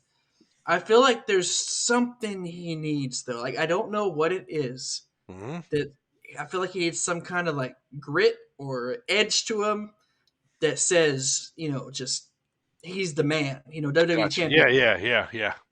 Yeah, he seems, like I said last week, he doesn't seem comfortable yet. He's still feeling it out. Yeah, it's like he needs a mean streak, or you know, it's like he's maybe scared to mess up in a way or something, kind of roundabout. Like he just looks a little timid than usual. But yeah, I mean, you're right. I think he does need. There's something he needs. I don't know if it's a mouthpiece, if it's a gimmick change, like not gimmick, like they're not gonna break up the New Day, but maybe he can maybe try something else. The New Day is going to Xavier and Kofi are going to SmackDown anyway, so sure. Once again, he'll be solo. Yeah, I would say turn him heel, but then whenever him and New Day get back together, it's like, right? Yeah, it would make sense. So moving on. They have what they call a no holds barred interview held between Goldberg and the almighty Bobby Lashley. They basically tell each other the same things that they've been telling each other week after week after week. Yeah. Like it's the same. They've said the same thing for like 3 or 4 weeks in a row. That was my notes. Goldberg, Bobby, same shit last few weeks. Yeah. That's what I put. Right, as they lead up to their no-holds-barred matchup at Crown Jewel. So then we got RKO. They take on the Street Profits. Basically, AJ and Almost wanted the Street Profits to soften up RK Bro. But AJ and Omos end up interrupting the match, and they take out everybody. This Omos ends up leveling the whole field. Yeah. After that, we had a Queen's Crown semifinals match. This one I did not see coming because... No. We all know I said Shayna was she was going to be my queen for crown. Same. Winner. I was, yeah. So semifinals matchup, Shayna Baszler between Shayna Baszler and Doudrop. Doudrop ends up defeating Shayna to face Zelina in the finals, and I put a sad face because I didn't want to see that. So Zelina, right? Zelina's winning, right? So Zelina has to win, right? Yeah, so they didn't want Zelina to go over Shayna, I guess. So let her go over Doudrop because Zelina makes more sense as the king or the queen. I'm sorry, queen of the ring. But there's two things I like. I thought that they were either going to give her the queen gimmick, Shayna, that is, I'm talking about. So, or I also like what they did with her being Sonya's hit woman. Ah, yeah. It was a nice little touch there. Yeah. So she could be her little assassin on SmackDown, I guess. True. It's a good angle.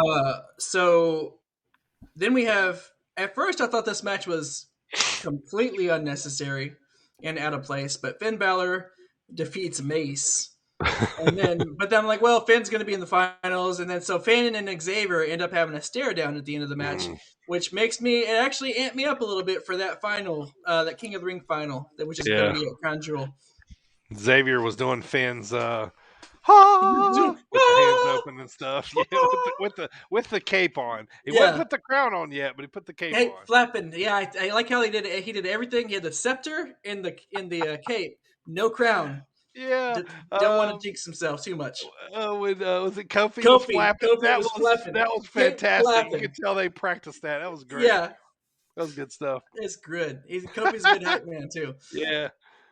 So in the main event, we had Charlotte versus Bianca Belair for the Raw Women's Championship. They have their normal ring attire on now. Yeah. After I said, and this is what my exact words I have on. After a damn good match, because it was a good match. Yeah. It ends with Charlotte hitting Bianca with a steel chair and getting DQ'd. So Bianca wins, but Charlotte retains the Raw Women's title as she heads to SmackDown, which leads me to my next point. And that's how that was the end of Raw, by the way. So that was Raw ended after that. Sure. But so does that mean Charlotte goes to SmackDown with the Raw Women's Championship? Bianca faces the triple threat tomorrow for the SmackDown Women's Championship.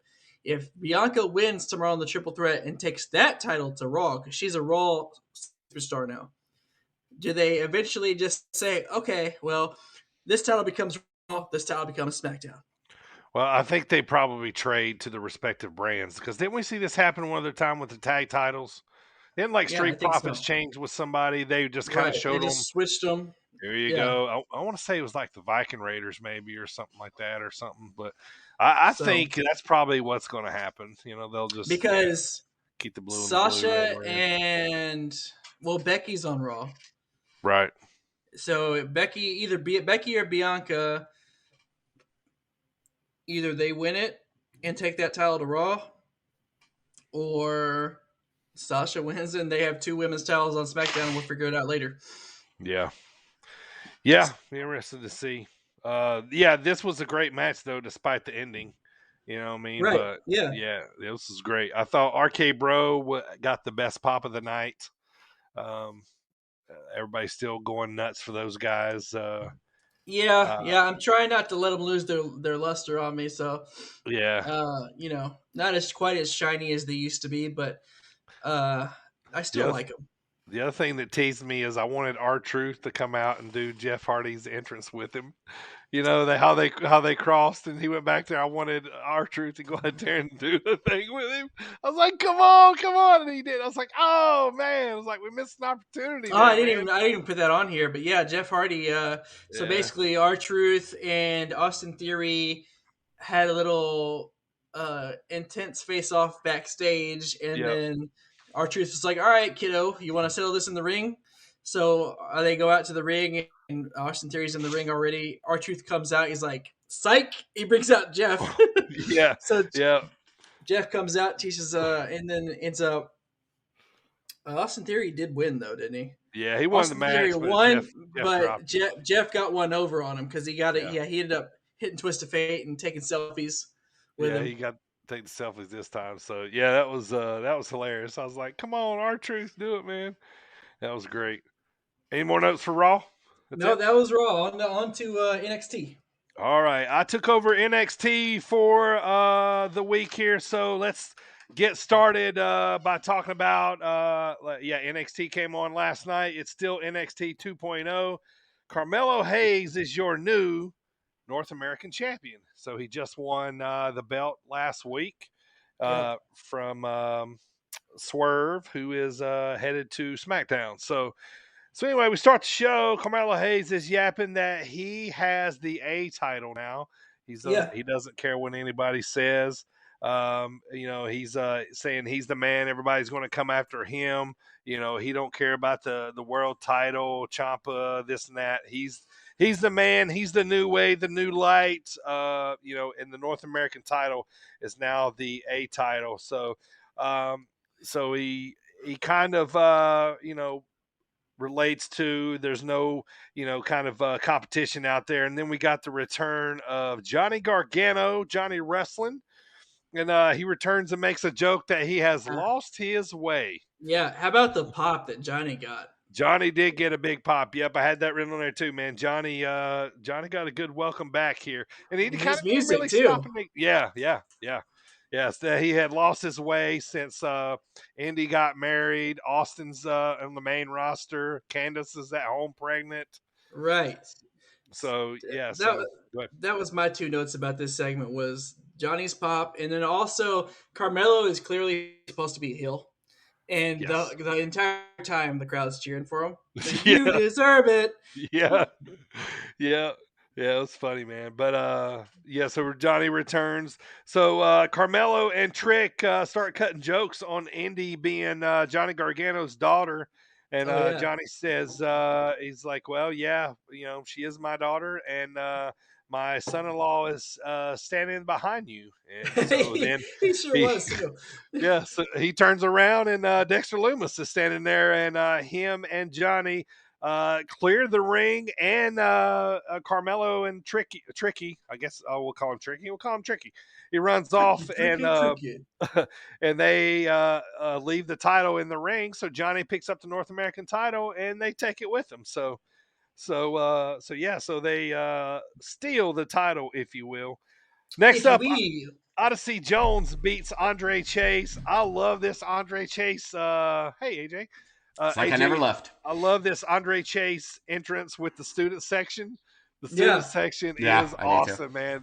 I'm loving this whole angle. He's got some cheering little 10 people in the section. Like a jury panel.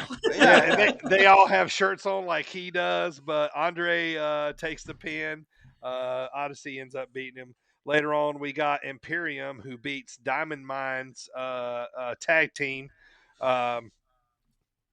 Afterwards, afterwards they all get attacked by your boys MSK, which Wesley does a really sweet flip to the outside of the ring. That was nasty. He sits on their shoulders when he lands. Yeah. Now he's like, "What's up?" Like chilling. Like, I hope I didn't hear this right, and I don't know who the crowd was reacting to, but it sounded kind of like the crowd was booing.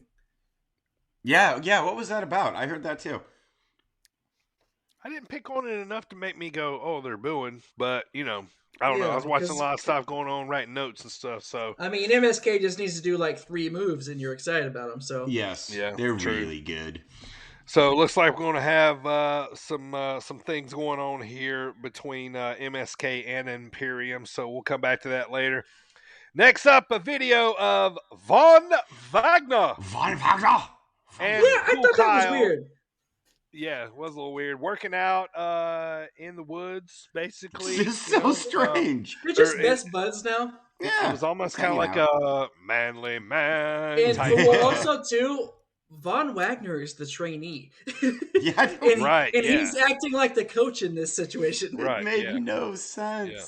So anyway, it shows them bonding, having beers together. Next up, Cora Jade pulls out an upset victory over Primo's newfound love, Elektra Lopez. La Madrina. Tell me what La Madrina means. It means the tiny mother, I think. It's the mother something. The mother? La Madrina is what they were calling. So anyway, so it looks like they're going to start a little thing there because godmother. Godmother? Okay. There you go. Thank you. All right. Next up, looks like the women's tag title is going to be defended in a ladder match at Halloween Havoc between EO, Starks, Toxic Attraction, and Hartwell and Persia, which we'll talk about later on. But they did the spin the wheel, make the deal to kind of tease. Let's see where the women's tag team titles are going to be, defended. So it's going to be a tag title. So next up, probably my newest favorite heel on NXT, probably my favorite prospect so far. Hey, forget about it. Tony D'Angelo. I do like Tony D'Angelo. I'm unsold on Tony D'Angelo. I like these vignettes. I like the guy being in the trunk of the car trying to get out while he's doing the vignette, like he's talking and this guy's like, let me out of the trunk. I still like how he tried to bribe the ref the other week. Yes, he hands the ref money. Like, I love it, man. Yeah, this is good stuff. Yeah. He beats Ru Feng in a squash match. Ru Feng. Yeah, I'd never seen him before. But next up, we are headed to Duke's Poker Room. This is the Poker Room vignette of him playing basically hands of poker here and making poker references about wrestling. So, but yeah. So next up, El Legado takes out Briggs and Jensen before their match. In the back, the match starts. It's a back and forth match, very physical. El Legado, man, it kind of looks like they are kind of pulling roughshod on the whole NXT brand right now. They're like taking on everybody, and I'm kind of liking this little mean streak they got going. So, yeah, it was physical. El Legado ends up winning the match, and yeah, they're just kind of taking over as the top faction in NXT. So next up, we got Grayson Waller, and your boy L.A. Knight. Let me talk to you. Winner of this match. Yeah, go ahead. Yeah, winner of this match is decides who is going to be the host of Halloween Havoc. So why would anyone want to like? Well, I thought that was weird too. But they had a host last year too, and it was Shotzi. Yeah, it was Shotzi, but we hardly seen her. I don't even think, except maybe the opening. So LA's the host, so he's gonna be the host of the Havoc next week. So all right, we get to main event. Let's talk about Braun Breaker and Ciampa versus the grizzled young veterans. Shoo! Not shh, but soon to be recognized as the NXT Tag Team Champs. This was this match basically to me was a Braun Breaker, Von Wagner and Braun Rega. God, I'm gonna have all kinds of accents by the end of this Braun show. Breaker, Von Wagner. So it was to showcase Braun, really. Braun wins by his press and power slam, which is impressive. And as he looks at Ciampa and he's like, "This is you next week, yeah, Ciampa. this is you next week." That's what he tell him. Braun wins, and he told Ciampa that's going to be him next week. And yeah, they are face to face as the show goes off. So let me get to what we have so far for Halloween Havoc next week. While we're doing NXT here. So I have Mandy of Toxic Attraction versus Raquel for the NXT Women's Tag Team title. Spin the wheel, make the deal. Next up, I got, like I talked about, Io and Starks versus Toxic Attraction versus Indy Hartwell and Persia. This will be a ladder match for the Tag Team Women's titles. Imperium versus MSK for the Tag Team Men's titles. Another spin the wheel, make the deal. Again. We got Solo Sikoa debut. Solo Sikoa is he's the Usos' little brother, Rikishi's youngest son. Yes, he is. He's part of the NOI family. Yeah, NOI. Rikishi's son. Yeah, right. Okay, so yeah. All right, sorry, mine went off for a second. And then NXT Championship. I think I'm leaving out a match. NXT Championship. Tommaso Ciampa versus Braun. Don't call me Rick Steiner. Big Papa Pump. Mathematics. Steiner math. Breaker. So Samoa Joe. Holla if you hear me. That is the recap, boys. What's up, bozos? This is Trevor Outlaw, but you can address me as yours rudely. And you're listening to the Sit Down Marks podcast with DB, Primo, and AJ. All right, next up, our Dropkick discussion of the week, sponsored by Coastland Apparel. Use promo code BIRDTV for 15% off your order. All right, boys, so we've been doing Halloween Havoc this month of October. I compiled a list of 4 that I thought was the top 4. Tonight we get to what I considered as the second best Halloween Havoc. We're going to talk about 1996. This is, if you're watching right now on Twitch, it's right there on the screen. A Night of Terror You'll Never Forget is what the boot line is. Obviously, Slim Jim all over the Halloween Havoc, as it were. So as it goes today, AJ is going to get us started off here with Halloween Havoc 96 at the MGM Grand Las Vegas on October 27th, 1996. So Halloween Havoc, Slim Jim, Halloween Havoc 96, brought to you by Slim Jim. Slim Jim. We have Dusty. Step into it. Tony and Brain on commentary. So Mike Tenay. Mike Tenay, he comes in during the matches, and he's the best. So good. Kickoff is Dean Malenko, man of 1,000 holds, versus Rey Mysterio Jr. for Rey Mysterio's Cruiserweight title belt. I like the tombstones. One of them said just dead. That's dead. Yeah, dead. One said like beloved. Yeah. But yeah, one said Rick. Rocket. Couldn't figure out who Rick was. Yeah. But the one that just said dead. It's dead. It's fitting. Yes, it gets right to the fucking point.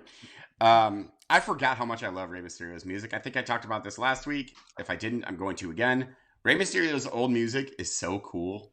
Like he was a little bit of young, slender thing, wasn't it? Yeah, like this is like the best Rey Mysterio before he got all 619 and baggy pants and where he looks like a no, I hated Booyaka! This is when Rey Mysterio, back when he was like one of my favorite wrestlers. He was so good. So I want to talk about Mike Tenay for a second. Dean Malenko had stolen the mask of Rey Mysterio Jr. previously, and Mike Tenay gives a nice little history of the importance of masks and mask wrestling in Mexico and where it all comes from, and like the mythology, not mythology, but like the story behind it all. It was super fascinating. Love Mike Tenay. So and so this match veers from, because I love both these guys. I love Dean Malenko. I love Rey Mysterio. But this match goes from awesome to horrendously boring and back and forth. So Ray gets his old mask back and he switches it mid-mask. That was weird. Like is because he like tried to like do the old Indiana Jones like like it was very strange. So then it's just rest hold, and I was like, come on, like I get that D. Malenko, you're a mat-based technician and this is your thing, but I was so bored. Yeah, like styles. like, yeah, I mean styles clashed a little bit here, but they kind of worked together too. You know what I mean? When they got going, when they were doing Ray's stuff, it was fast and interesting. But you can tell that they really wanted to dig in. That it was more of a technical side for Dean, so he had to kind of like yeah. And normally I love like the technical kind of matches. I mean, Bret Hart's one of my favorite wrestlers of all time. But this, I was just like, okay, these are just rest holds. That's all they are. It's just rest holds. So end of the match, Malenko gets the win with a top rope. It was like a gut wrench suplex kind of dealie. Yeah, I like that. Really fun looking move. It was. This was his second cruiserweight title win. He had won it once previously before. Yes, he did. Yeah. It was so. This match was, depending on your outlook, either incredibly boring with fun little spots or incredibly fun with rest holds, depending on your outlook. It could. Yep. Either way. So up next we have Lee Marshall. Do you guys know who Lee Marshall is? Lee Marshall. Yeah, the guy who interviews Macho Man before. Oh, I mean, his face. Yes, I wouldn't recognize the name to the face, but yeah, I recognize him though. Yeah, recognize the voice. I really recognize the voice. Yeah, they're great. Yeah, he was the voice. He's Tony the Tiger. Tony the Tiger. Isn't that weird? Like right when I saw him, I'm like, why does he sound from? Holy shit! I have his cereal. Yep. They're acceptable. So frosted. So Tony the Tiger is talking to Jeff Jarrett. So that makes it way more entertaining. Double J. God, I hate him so much. So here's days working hard on the go, but the hand on the clock keeps stop it right now. Sorry. 'Cause I can't wait to be alone with my baby tonight. So bad. Shout out to Road Dogg. No shouts out to Road. Shouts out. I think Primo. See, he hated it. Working hard on the pod. He's out here. Yes, it's Jeff Jarrett that did it. So I'm gonna give my impression of this entire promo. Jeff Jarrett. He was basically just going, ha ha, blah blah blah blah blah blah blah blah, ha ha, blah blah blah blah blah blah blah blah, ha ha, blah blah blah, ha ha, ha ha, ha ha. You're right. I wanted to throw my computer across the room during this whole entire thing. I'm like, stop laughing. Stop doing it. Like, you're not laughing at anything. Yeah. Ugh, I hate him so much. But then Ric Flair comes in and saves the promo. And he gets behind Macho Man and he's like, he had a great line. He's like, even though I hate your guts, I still want you to win for WCW. Fuck NWO, fuck Hogan, blah, blah, blah. Yeah. So that was cool. So up next, we have DDP versus Eddie Guerrero in a battle for the ring. What the fuck is a battle for the ring? I don't know. When they showed that up on the screen, I was like, battle for the ring. I was like, what does that even mean? What does that even mean? I was like, I don't know what it meant. They never even told us to start off with. They had the ring though. They're like, it was like in the corner, like, yeah, battle for the ring, and like made it all important and stuff. And DDP hasn't turned face yet, so he's still in like his hobo Diamond Dallas Page. Yeah, Diamond Dallas Page pants. Eddie hasn't turned face or hasn't turned heel yet. So and Eddie with his beautiful mullet, it's like flowing and puffy and amazing. Wonderful locks. It is. Yes, it is. I love both of these guys. Both of them are just fantastic. By the way, did you know that DDP didn't even start wrestling until like his mid to late 30s? That's when he's like really late. Yeah. That's when he started. Dusty Rhodes was the best part about this match, though. Oh my God, Dusty! One time DDP about fell out of the ring. Who was, hang on there, he about to fall off in the Holy Gully. In the Holy Gully. The Holy Gully. Almost the Holy Gully, baby. About to fell off in the Holy Gully. Oh my God, Dusty had some a few pretty good lines throughout this show. Good stuff. So at one point, Eddie hits an uppercut that misses by a mile, but DDP still sells it. Like, I swear it was this far away from his face. Yeah. And DDP is still like, blah, flops down. So at one point, Eddie splashes off the top rope to the outside, which is a cool spot. But then there's this Mark with like a mid-90s bowl cut, just throwing an absolute fit, like on camera. Yes. I always love watching the crowd during the era. That's what I looked like in the 90s. With the bowl cut throwing a fit. Oh my God. So they get back in the ring, and DDP hits like a really awkward diamond cutter where he like just holds him there for like a second or two, and then he's just like, blah. And Eddie Guerrero like lands on his hand, so it doesn't even look like he hurt. And Schiavone tries to cover it up by being like, "Oh, he landed on his hand, so he'll kick out." And then no, 1, 2, 3. He landed awkward. He landed awkward. So then DDP goes and gets the ring, whatever the fuck that is, and he like puts it on, and when he's walking around out the ring, he's like, "I'm still the Lord of the Ring, still the Lord of the Ring," and I just wrote the Lord of the Ring. I just wrote nerd. That's it. Nerd. I love Lord of the Rings. Up next, we have a promo with Macho Man. Oh my God, this is so good. Is this when they were giving away the car or whatever? Giving away the monster truck. The monster truck, yeah. So Macho Man breaks open a giant Slim Jim. Like it's this giant prop Slim Jim. And he like sells it. He's like, "Oh, the Slim Jim snapping into it." So he breaks it open and he picks out the winner of the monster. Who the fuck wants a monster truck? It's not like you could drive a monster truck to like your grocery store or something. I'd really like to know if whoever the hell that lady was from Michigan, if she ever really got her truck. That's what I want to know. It was Joan McCallick. So Joan McCallick is the name of the winner of the promo or of the contest. And I want to look her up. I was going to, and then I didn't have time, and then I forgot to do it. So I'm going to look her up for now. I'll let you guys know next time. So at one point, though, I love Macho Man so much. He's like, "People who I don't pick don't get mad at me." Okay. Yeah. And then the fingers through the camera and stuff. Yeah, and then Mike Tenay was like, "Oh, we didn't need a drum roll." So Macho, in his impression of a drum roll, he just goes, "Mom." Oh my God, I lost it. So congratulations to Joan McCallick, who won the monster truck, and I'm going to try and find out what happened. So tune in next week. Up next, we have an ad for 1996 Internet, which was amazing. Yes, it was. Where you can listen to the next audio. To the computer. Yes. That guy wasn't typing no more than I'm typing right now. No, he was just like, looking over at Jericho. Oh my God. That's what the internet was in 1996. It was the wave of the future. So then, quick promo with Dean Malenko. Seems fine. He's a heel. He'll take on anyone. I don't understand why he's a heel, but whatever. Up next, this is where the Macho Man thing made me laugh a lot.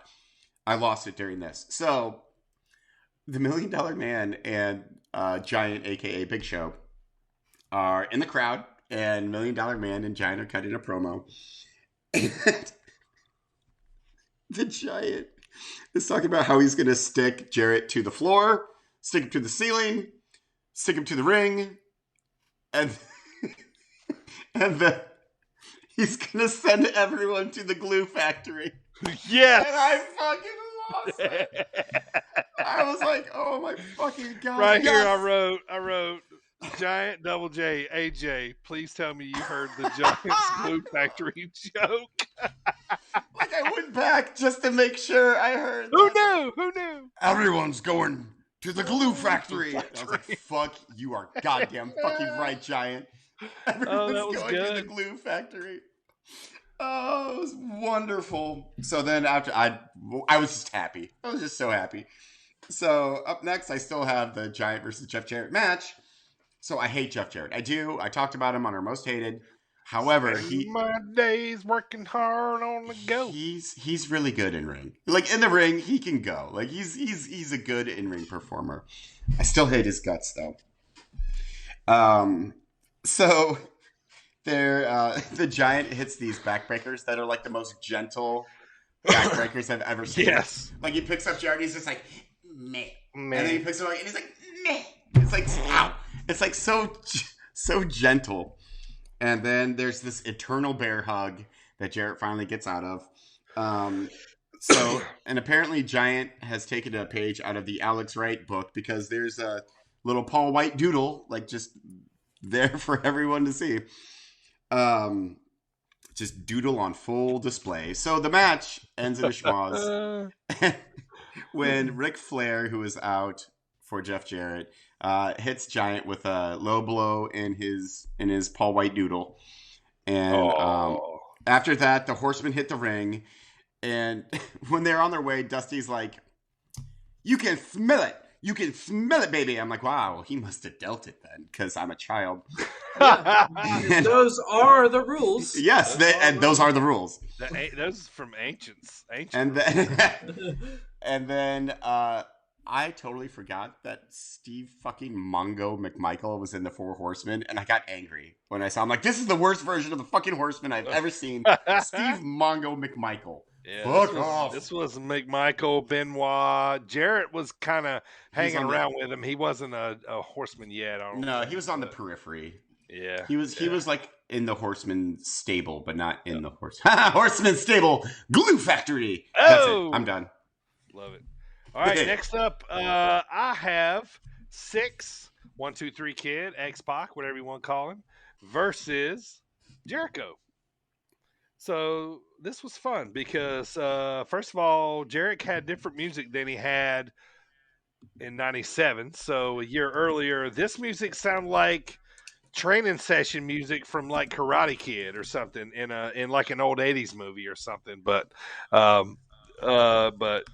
overall, the match was really good, athletic. There was a lot of jump kicks all around, a little slow at times, but they were playing this angle where Nick Patrick was an NWO ref, and he would always count slow for the other guys and count really fast for NWO. So that's how he ended up losing the match.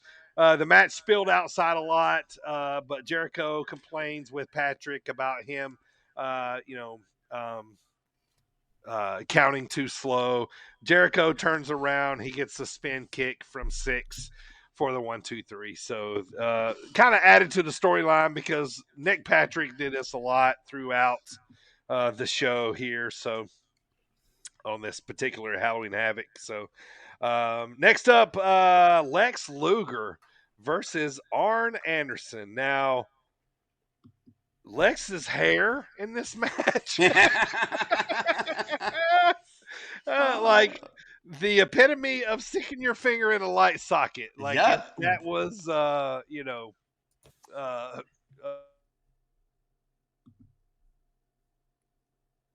So speaking of Lex's hair, it was he hates us tonight, just leaving us all over the place. Come back, Dirty. We're sorry for what we did. Oh, hey, buddy. You guys with me? Now we can. Yeah. I don't know. Just update it. All right. So it's Lex's hair. So it was kind of a typical Lex Luger match. He hulked up a lot. Got to the press slam, the clothesline, the shoulder tackle. What the 3 or 4 things that he always did. I was always a fan of the torture rack just because it was original. Nobody else was really doing it. He looked great doing it. He had the big body, so it fit. But question though, has anybody done the torture rack since him? Not as a finisher. It's been used a couple of times I can remember, and people, I'm sure there's people out there, but I always remember like as soon as they put you up in it, Arn Anderson, he was already tapping like ring the bell, They sold it though.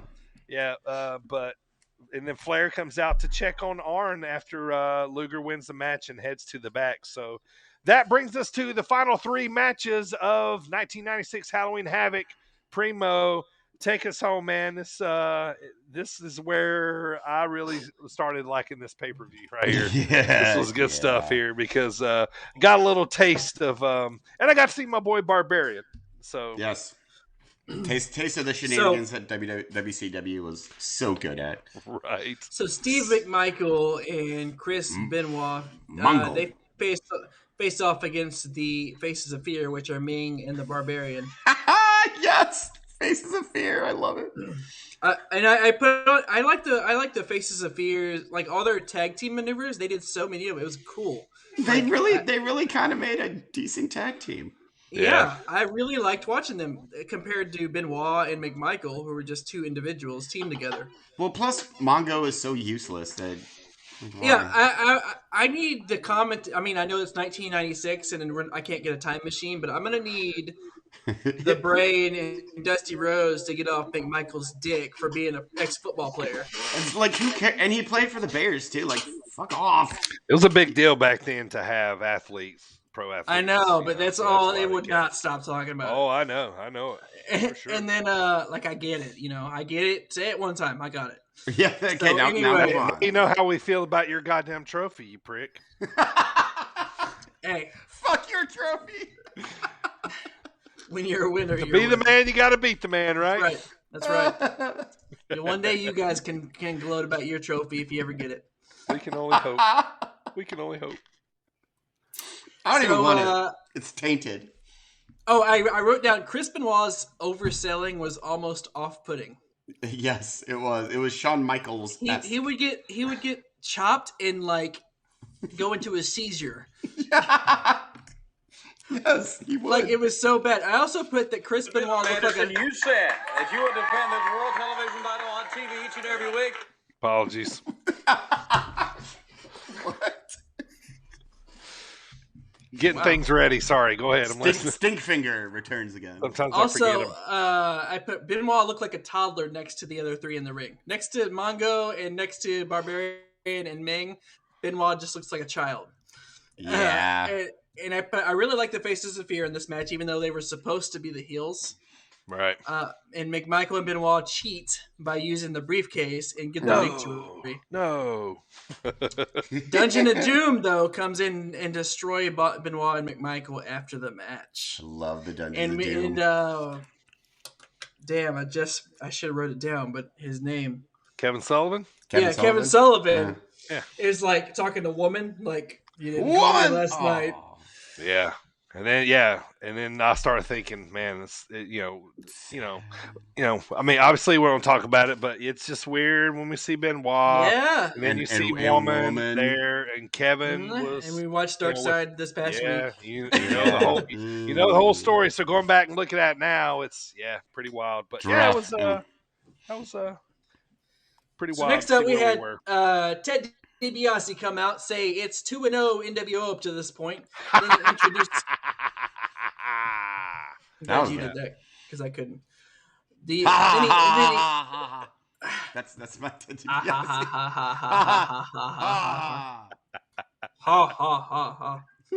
That was the count. 1 NWO. 2 giant doodle.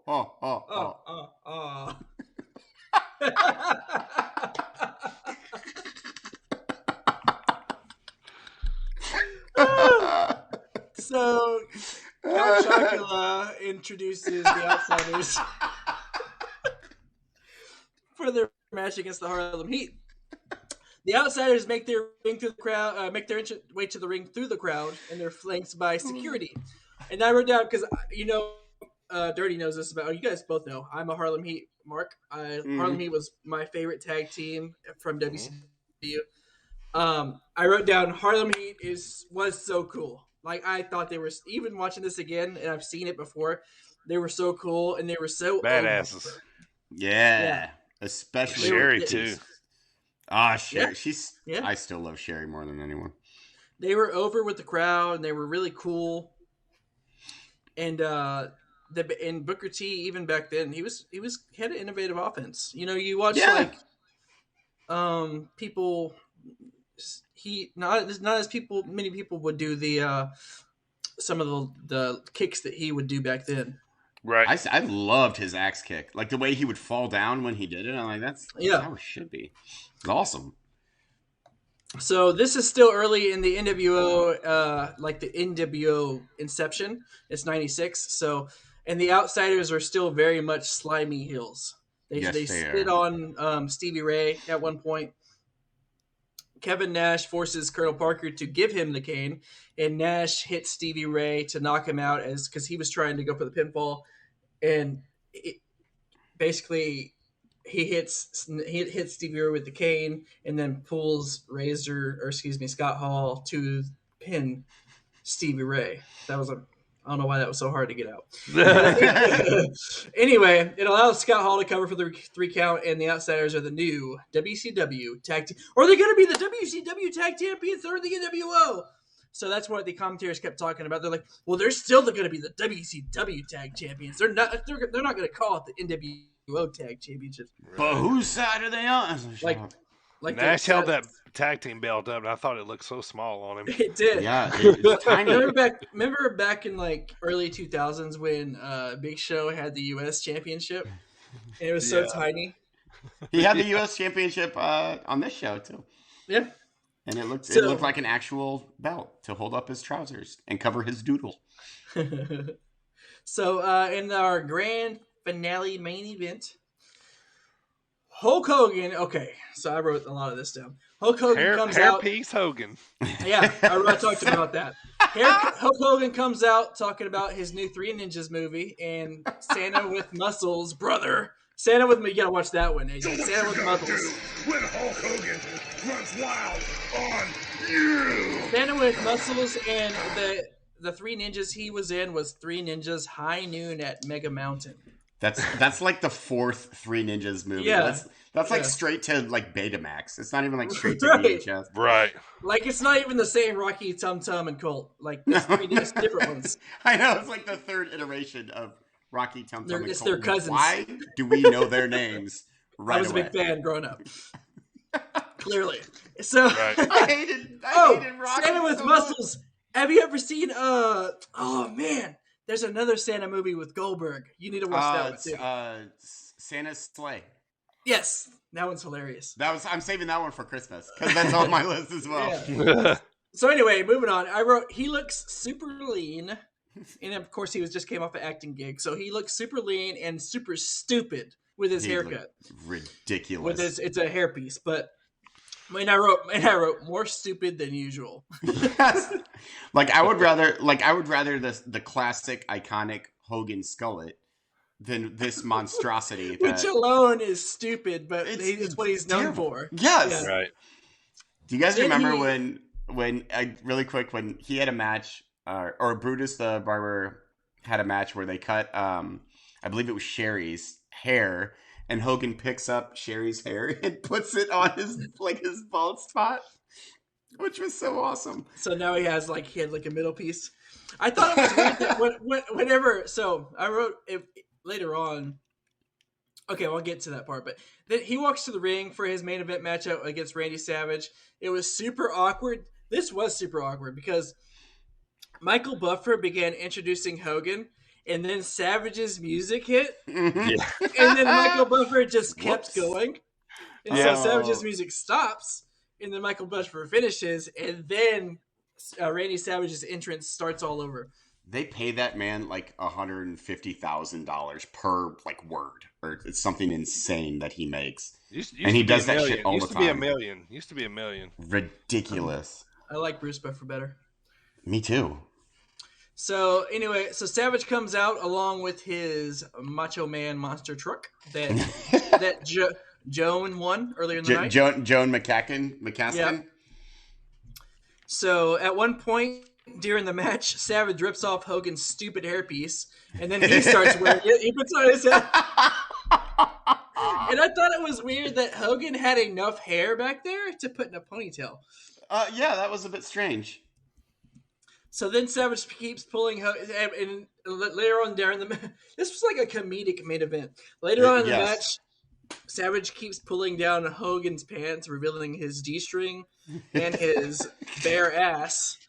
And for some reason, at 43 years old, all the ladies in in attendance were totally there for it. I looked it up back then. At that moment, he was 43 years old. Wow. There's so much interference and crookedness in this match. However, Hogan gets the win. After the match, the Giant dumps ice cold water on Hogan to wake him up, brother. Hogan gives a promo about the NWO for takeover. And then you hear the music of the Rowdy one. Rowdy Piper's music hits. Piper comes out, and Hogan looks like he's seen a ghost. This exchange between Piper and Hogan was legendary. I listened to it probably twice, and it's like historic. Like, it was a trip down memory lane. And Piper even brings up WrestleMania. Yeah, that was weird listening to that. I mean, now obviously it's normal. They just kept on talking. Like, Piper kept talking as Shawnee's like, "All right, we gotta go," and then the paper ends. Yeah. They talked so long, but yeah, the reason why I kind of liked this is, it was a comedic main event. Man, there was all kind of stuff going on here. It was comical. It was so ridiculous, but in the best possible way. Right. Like the whole hairpiece when Macho took it and put that, I lost it. I remember how much I loved that as a kid too. Yeah. I was looking, I was like, why does it? I was like, I told Mrs. Primo, I was like, look at how stupid he looks. Like, I just couldn't get over it. I was like, oh my gosh, he already looks stupid. Right. And then somehow managed to even look dumber, which is difficult to do for him. Is that it for? And that Havoc is 96 there? Halloween Havoc 1996. All right, so that is 3 of the 4 Havocs. We got our last one coming up next week, 1993 Halloween Havoc. My favorite one, Vader versus Cactus.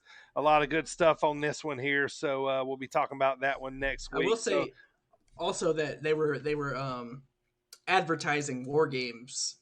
Yes, or World War III was next. World War III was coming up. Yes. Yeah. We're gonna have to cover that at some point. World War III was the most ridiculous. Yes, it was. In the history it was of crazy, but it's total WCW, man. So yes, it is. All right, let's talk about a couple notes here before we get to promo school with Arn Anderson. All right, boys. So Roman, shots have been fired across the bow here between wrestling companies.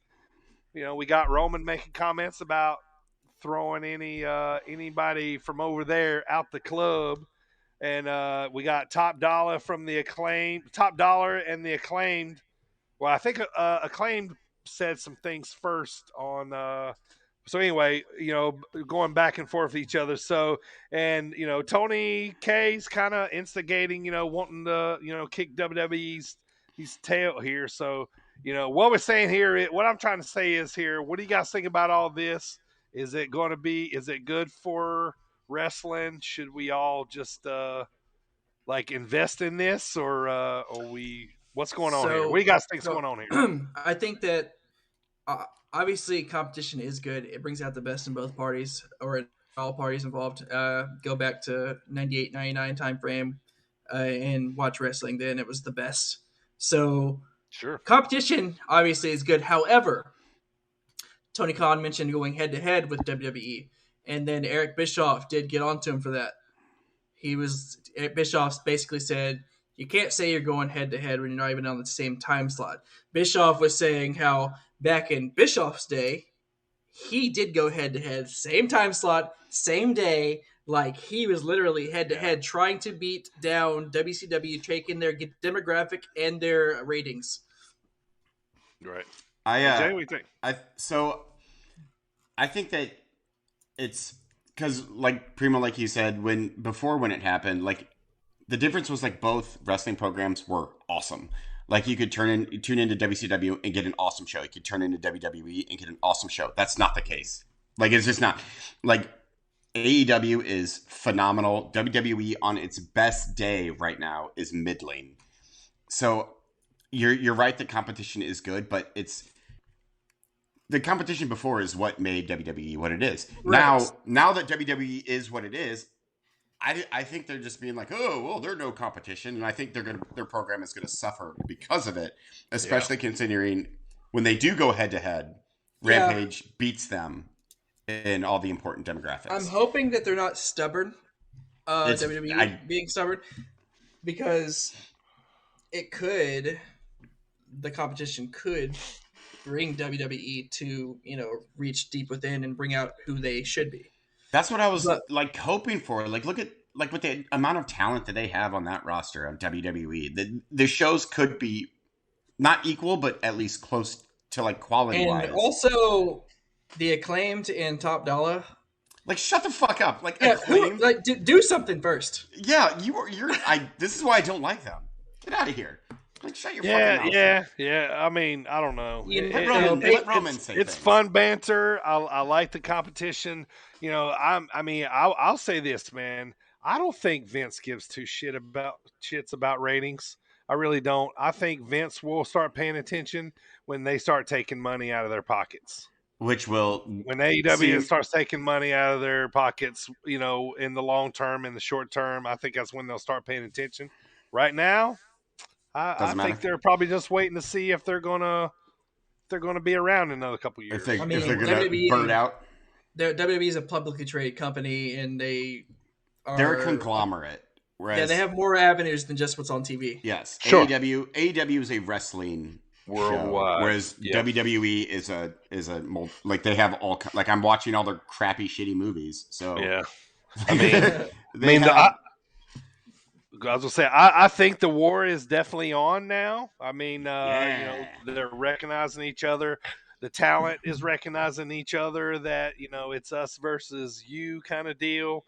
Impact's sitting back going, hey guys, y'all go ahead and fight. Yeah, we're still here. Hang right here. Although we're affiliated, kind of. But everybody's watching the ratings now. Everybody's waiting to see who beat who. You guys seen it? Was it today or yesterday when the ratings came out? Tony was waiting. Everybody was waiting. AEW won. I still think it's so cool, though, that besides, whatever, the competition, all that aside. Sure. How it's, besides WWE, everybody else is it's just wrestling. So we just saw the AAA tag titles switch hands on what was it, Rampage? Yeah. It was on one of the AEW programs, which is Dynamite, cool. And we saw the Impact Heavyweight Championship switch hands on AEW. Mm-hmm. So it's really neat that you can at any given point. You can see a champion from another promotion be on any of these promotions that don't belong to WWE. It's almost reverse what happened in the 80s, what Vince did when he started, when he bought the territories. Yeah, when he was buying up territories, because then it was Vince taking over. Now everyone's banding against just Vince. Right. I kind of like that. I think because it makes for a better programming. Yeah, it makes for a better show. Yeah, it is. Going to be interesting as the weeks come up here. Let's talk Dark Side of the Ring, boys. Luna Vachon. Woof. This one opened my eyes. I didn't know a lot about her. She was one of Moolah's girls, so we knew where that was probably going to go. This really opened up my eyes. It was about her life and what it came. I was really interested in this one, man. I enjoyed it. Other than for what it was, it's a dark story. We always say that, but yeah, what'd you guys think of it? I thought it was a good, well laid out. I thought it was good. Gangrel was on there, her son. I also didn't know that. I didn't know a lot about Luna Vachon. I liked Luna Vachon because she, was always this snarling beast lady, but who was really wasn't she? She's in the Oddities. And, yeah. And it just the whole thing was kind of fascinating, sad, but fascinating. So, this is I think my favorite one so far. I think that. Go ahead. No, I was just gonna say I think she's one of those girls before her time. She would thrive in today's women's division. Absolutely, she would. Because she wasn't booked to be this, beauty queen like all the female performers were back then. She was an actual. I don't want to say wrestler, but she was something different. Yeah, and she didn't want to do bra and panties. It definitely wasn't just about ballet, is what it was. No. So, two things that I wanted to say was I liked that they weren't shy talking about Moolah's school. Mm-hmm. And they and also the whole time I'm watching this, right? Every time her son comes on the screen, I'm like, where have I seen this dude? Like, he looks so familiar to me. And I was just like, man, what in the world? And me and my wife, outside of wrestling and Primo's real life, my wife and I are super marks for anything Gordon Ramsay. Interesting. So her son was a contestant on Hell's Kitchen. Are you fucking serious? Yeah. Weird. In fact, at one point, he talks about culinary school. So on the show, on Dark Side. Interesting. So I was like, oh, he was on Hell's Kitchen. It clicked at one point. Yeah. So Interesting. I thought it was a good one. I think this specific season, so far,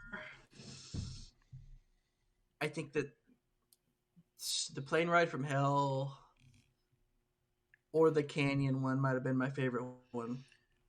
The plane ride from hell made me the saddest, but I thought that this one was the most interesting. Yeah, I like this one because I left knowing more about her than I knew more. All the other ones I kind of knew a lot more. I didn't know a whole lot about Luna. So, other than, obviously Mad Dogs, and the Vachon family, but yeah, I came away learning a lot more about her than I feel like I should have known already, honestly. So I was intrigued by it. So it had me interested for sure. Mm-hmm. I like how Mick Foley always has the nicest things to say about these people. He does. I don't think he's ever said a bad word about anyone. He really does. He's a nice touch to these. You know what I mean? So, right. Yeah. All right, let's move on. It's time for promo school with the enforcer, Arn Anderson. Well, he doesn't talk about laying Ronnie Garvin's brains on the pavement or, or pulling out the Glock. That kind of stuff, but he's going to talk about Ronnie Garvin and the TV title. Check this one out. Just a classic Arn Anderson promo, and just shows you like when Tony Schiavone's interviewing him, how he can ad lib on what things that Tony says. So check it out. Admit, Arn Anderson, you said that you would defend this world television title on TV each and every week. By golly, a man of your word, and you signed with Ron Garvin. What do I have to do to prove myself, Tony Schiavone? I haven't signed nothing with Ronnie Garvin. All I did was lay out an open contract. He's the one that signed it, and I don't know whose idea it was, but I've came out here every week and defended this title like I said I would, as a man, as a champion, and now you're going to make me get on national television out here with Ronnie Garvin? He's not a top contender. What he is the Charles Manson of the wrestling world. I look in Ronnie Garvin's eyes, and I don't see anybody there. You understand what I'm saying? I don't want to get in the ring with that idiot, especially not on national television where my credibility's on the line. I don't know who's making me do this, but the fact is, it's already been signed, and I do have to do it. So I guess I'll have to make the best out of it. Is that correct? This is one of the top contenders for a big player. Top contender in a lot of things. Top contender to go to prison. Top contender to murder somebody. Top contender to be a pervert. Anything. Okay, Ronnie Garvin, I'm stuck with it.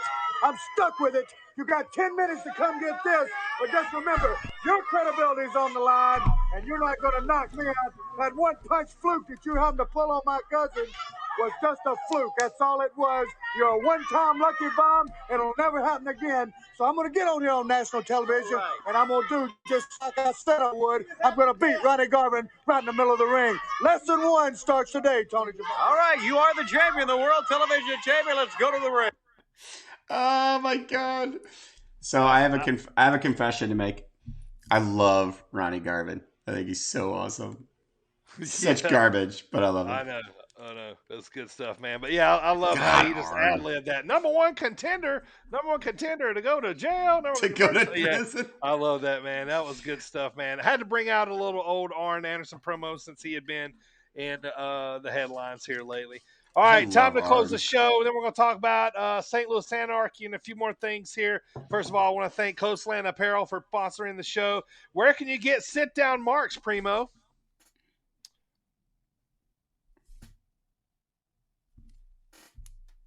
Spotify, iHeartRadio, Apple Podcast, Google Podcast, Stitcher, Amazon Prime Music, Audible, and now on SportzWire Online Radio. Live Fridays at 6:45 Eastern Time, right before the Thomas Bryce Show. Don't forget to give us a 5-star review if you love the pod. Very well said. Very well. So I was giving a tour of my living room. All right, AJ, time for your UFC weekend picks update from last week. All right, coming into last week, you were 5-3. Hell yeah! You finished the weekend 2-2. They canceled one of the fights, so you did get the main event right. So that brings you to 7-5 overall. Hell yeah! All right. Yep. Okay, cool. All right, AJ. So let's go ahead and make your picks, and then we're going to go over Crown Jewel and get to St. Louis Anarchy. All right. So main event: Costa versus Vettori. Vettori, get the fuck out of here, Vettori. Costa. Obviously. All right. Dawson versus Glenn. Dawson. Again, obviously. Edwards versus Rose Clark. Rose Clark. Caceres versus Choi. I'm going to go with Choi. And finally, Trinaldo versus Grant. Grant. No? Grant. Yeah. All right. So, yeah, we have a little fun here. AJ don't know much about MMA, so we let him pick the cards each week based on last names alone. So, I know nothing about MMA. We're going to do that for a little while. Now, I think I'm going to switch it up. I'm going to make you start choosing by nicknames. Oh, that'll be fun too. I think that'll be fun. So 7-5 going into the weekend. Let's hop back to Primo. It's a winning record. It is. It is. So we can go over the Crown Jewel card that is coming on at 12 Eastern in the USA, 11 Central tomorrow. Take us over the card. We'll just rotate and go through the matches and make quick picks. Here we go. I'm betting 700 in UFC, by the way. Okay, moving on. I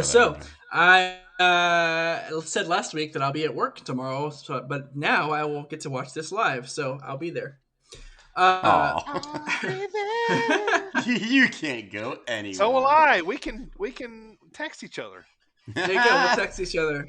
I'm free, so I get to move about and do things. You can step outside your front door. Man. Yes, I can. Yeah. I cannot do that. I went through all that garbage last year. Crown Jewel. Here's the matchup. Let's starting off. We got Mustafa Ali versus Mansoor. AJ, take it. I'm gonna go with Mansoor because he looked really good the other day. My only justification. Is he gonna get beat in his hometown? That's usually. Oh yeah, it's WWE. Yeah. No, I'm gonna stick with Mansoor. I mean, yeah. Mansoor. Mansoor takes it. Yeah. He wouldn't be on the card otherwise. Let's just yeah. He's in his hometown, and he won he's had this feud with Mustafa Ali, but he won the Battle Royal here or something one time. Yeah, a couple years ago. Yeah. Well, he didn't know he. No, he debuted. Yeah, he debuted. That was a debut there. Okay, gotcha. We have Edge versus Seth Rollins 3 in Hell in a Cell. Match of the night. You take it, Primo. What do you think? I think. Oh man, that's a hard one. It's the trilogy match. I'll let you take it. Yeah. Hell in a Cell. I agree. Once again, it will steal the show. I think between that one and the King of the Ring finale, those two would be the best matches. But this one in particular, I think that Seth. They 1-1, 1-1, right? 1-1. I think Seth takes it. Okay. I did too. I agree. All right, moving on. We have the Queen's Crown finale between Dewdrop and Zelina Vega. I'm gonna go with Zelina on this. Heels make better queens and kings of the ring. So she put the crown on already. Storyline wise, she touched it. That's bad news. Yeah. So storyline wise, I'm gonna say, this might have been, another reason why she came back and after being Queen released, Zelina? so that she's gonna be the queen. So yeah, I'm gonna go with Zelina. I think if they want to kill the gimmick immediately, put it on Dewdrop. Like I hate saying that, but it's true. Like. Well, yeah. What if they put it on Dewdrop and she's just like, ha ha ha, bitches, I'm not really Dewdrop. Bow to me. Then I'd be okay with that. Yeah. But as like, I'm not some nice little woman wrestler named Dewdrop. Yeah. Now, if they put it on her, they're going to have an angle, some sort of. Yeah. Yeah. Because if they put it on her and she didn't do anything, and she beat Shayna Baszler to get there, like, what the hell? Why WWE? So, King of the Ring finale: Balor versus Woods. Prince Balor versus Xavier Woods. AJ, think with your brain, not with your heart. This is not with your heart, AJ. This is gonna hurt me either way because not only do I think Xavier is gonna win, I want Xavier to win. I don't want Finn Balor to, because I mean I think Xavier Woods. Finn's already a prince. Well, plus Xavier Woods will do such a better job with it than Finn Balor. Finn Balor already has like 8 gimmicks going. He doesn't need King of the Ring as well. If Xavier were to be given a royal role, what would it be currently? Would it be Jester? Jester, yeah, it'd be Court Jester. Plus, I just want Xavier Woods to have something like that, some sort of program moving forward. So I'm rooting for Xavier Woods. Yeah, me too. All right, no holds barred match where Goldberg is going to commit murder against Bobby Lashley. Kill you Thursday. So, what's your take on that, Dirty? Goldberg, Bobby Lashley. I mean, this seems like one of those one-offs that Goldberg could pull out and win here to keep it going. But I'm hoping this is Goldberg's last date, being signed for a while. He's gonna grab that money and run here. Lashley goes over clean into the feud. Clashly moves on to the next feud. So I think that they took the title off of Lashley on purpose, just so he can't lose it to Goldberg. Could beat him. Yeah. Okay. Interesting. All right. That's my thought, anyway. And I also am of the same mindset of wanting Goldberg to just go sit on his couch. Yep. I'm a fan of Goldberg in the 90s. And that's where I wanted to stay. Yep. So moving on to, we have the Raw Tag Team Championship between RK Bro, which is Randy Orton and Matt Riddle for all you marks out there, versus defending against AJ Styles and Almost. For what you got, AJ? So RK Bro is going to win, and not only that, but AJ and Almost are going to break up. Finally, right? Yes. Yeah, it really is time. Like Jesus Christ. I'm so ready for AJ to have another singles run. Yep, I miss singles AJ, and I don't want none. Almost he's not going to be a good singles competitor. Like no. I think Almost goes away very quickly. He's clearly only with AJ so AJ can protect him. Yeah. Sure. Yes. Yeah. That's it. Yeah. So yeah. Then we have the thruple three-way dance between Becky Lynch, Bianca Belair, and Sasha Banks for the WWE Women's SmackDown Championship. Whose is this? I said this already. Where if Bianca wins, since she didn't win against Charlotte on Raw, Charlotte takes the Raw Championship to SmackDown. Bianca wins this and goes to Raw, and they're just like, "Oh, I'm going to change the color of my title." Yep, and that'll be it. Yeah. So then we have last 2 championship matches: the WWE Championship match between Big E and Drew McIntyre. Dirty. Big E, this is continuing to, McIntyre's changing brands. So the right thing is Big E wins clean and Drew does his job, puts the big man over. Yeah. You think it really makes, because Drew's known for having those real hard hitting matches. So you think that they make Big E look, make Big E look real good in this match? I hope so. Yep.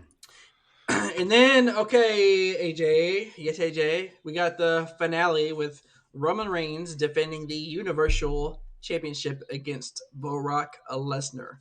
What happens, and what happens with Paul Heyman?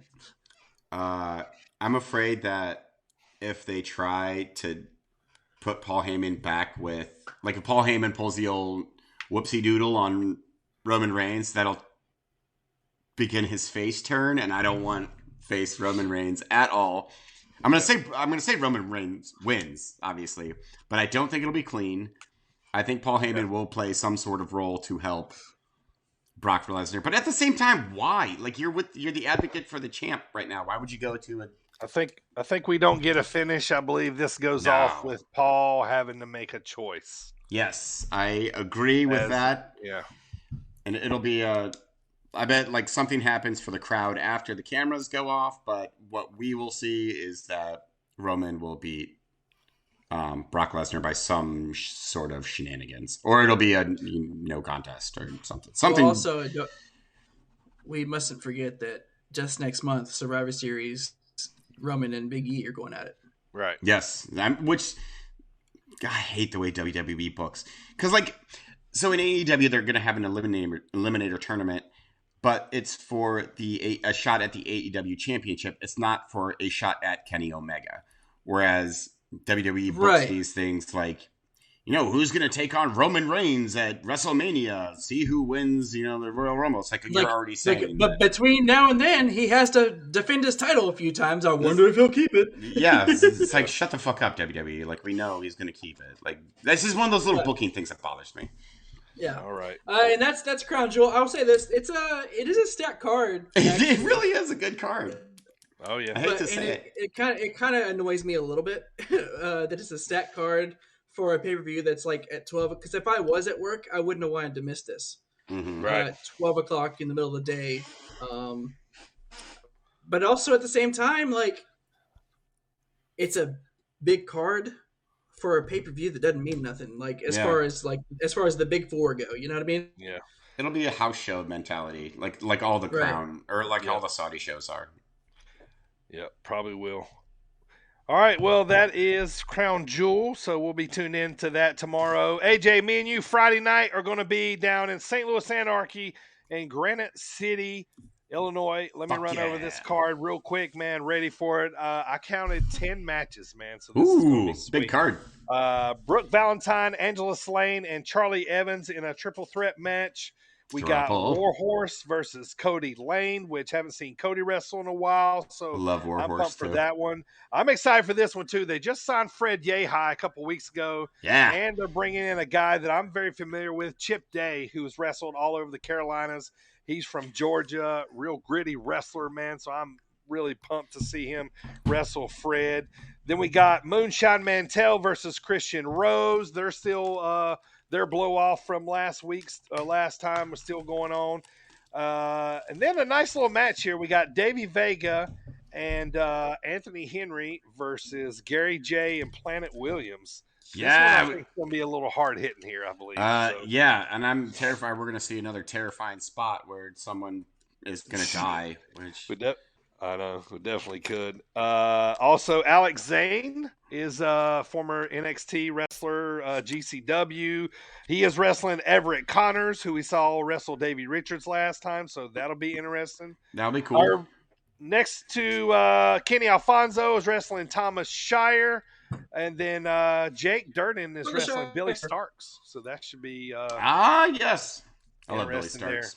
Last two matches here. We got our boy Beef, who is tagging with Bastard Cassidy against the Premier, old Soup, and Camaro himself, the Soup Quad Campbell, Father, if you will. Yeah, so they're going to go at it. And then the main event, Jeremy Wyatt, the champion for the last 10, 15 decades, versus Derek Neal, who we saw Derek Neal wrestle last time. I believe it was against Thomas Shire. Yeah, Thomas Shire. Yeah, there was. I'm looking forward to this, man. AJ, look at this card right here, man. What's the matches you're looking at? I was so impressed with Jeremy Wyatt last time. Like I thought I wasn't going to be all that impressed, but that match, and it wasn't just Daniel Makabe either. It was like he pulled his weight in that match too. So I'm looking forward to the Jeremy Wyatt match, and then obviously our boy Beef, and then Billy Starks. I really like Billy Starks. I can't wait to see that one. Yeah, I'm excited about Alex Zane and Everett Connors, Chip Day. Obviously, this another top quality card, top to bottom by St. Louis Anarchy. This is what they do. Go check them guys out, man. Really awesome venue, outdoor venue. So gonna be chilly.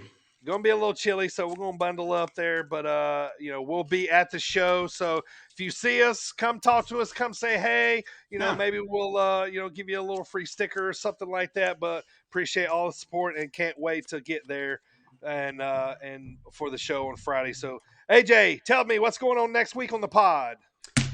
Next week we welcome back our boy Adam Warwick. He's coming back, which is going to be awesome.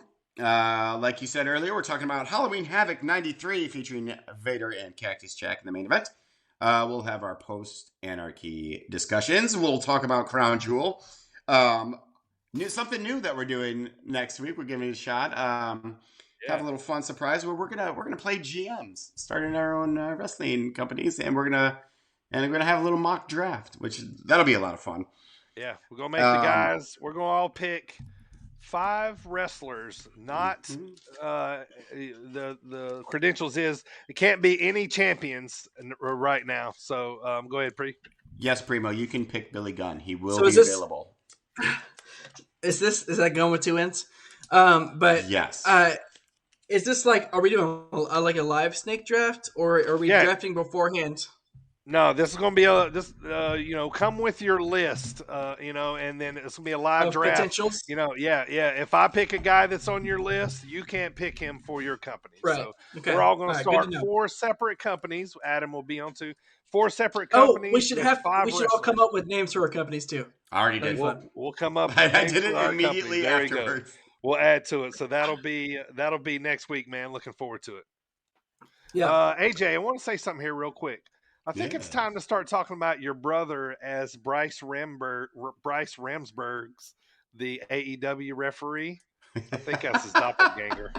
I think it's time to start talking about that Michael might actually be Bryce Remsburg. An AEW ref.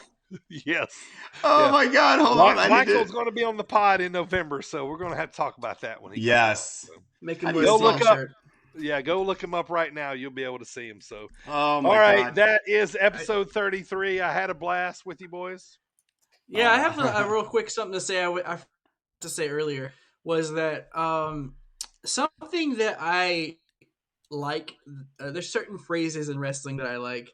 For instance, I said it earlier, which was instead of a triple threat, I like when they say 3-way dance. A 3-way dance. Or I also like whenever instead of saying pinfall, he says he went for the lateral press. The lateral press. Right, yeah. But I like when they have those alternate, more like official sounding, like Gully Wally phrases. Yeah, yeah, right, Gully Wally. Threw him in the Gully Wally. Don't fall in the Hully Gully there. Hully Gully.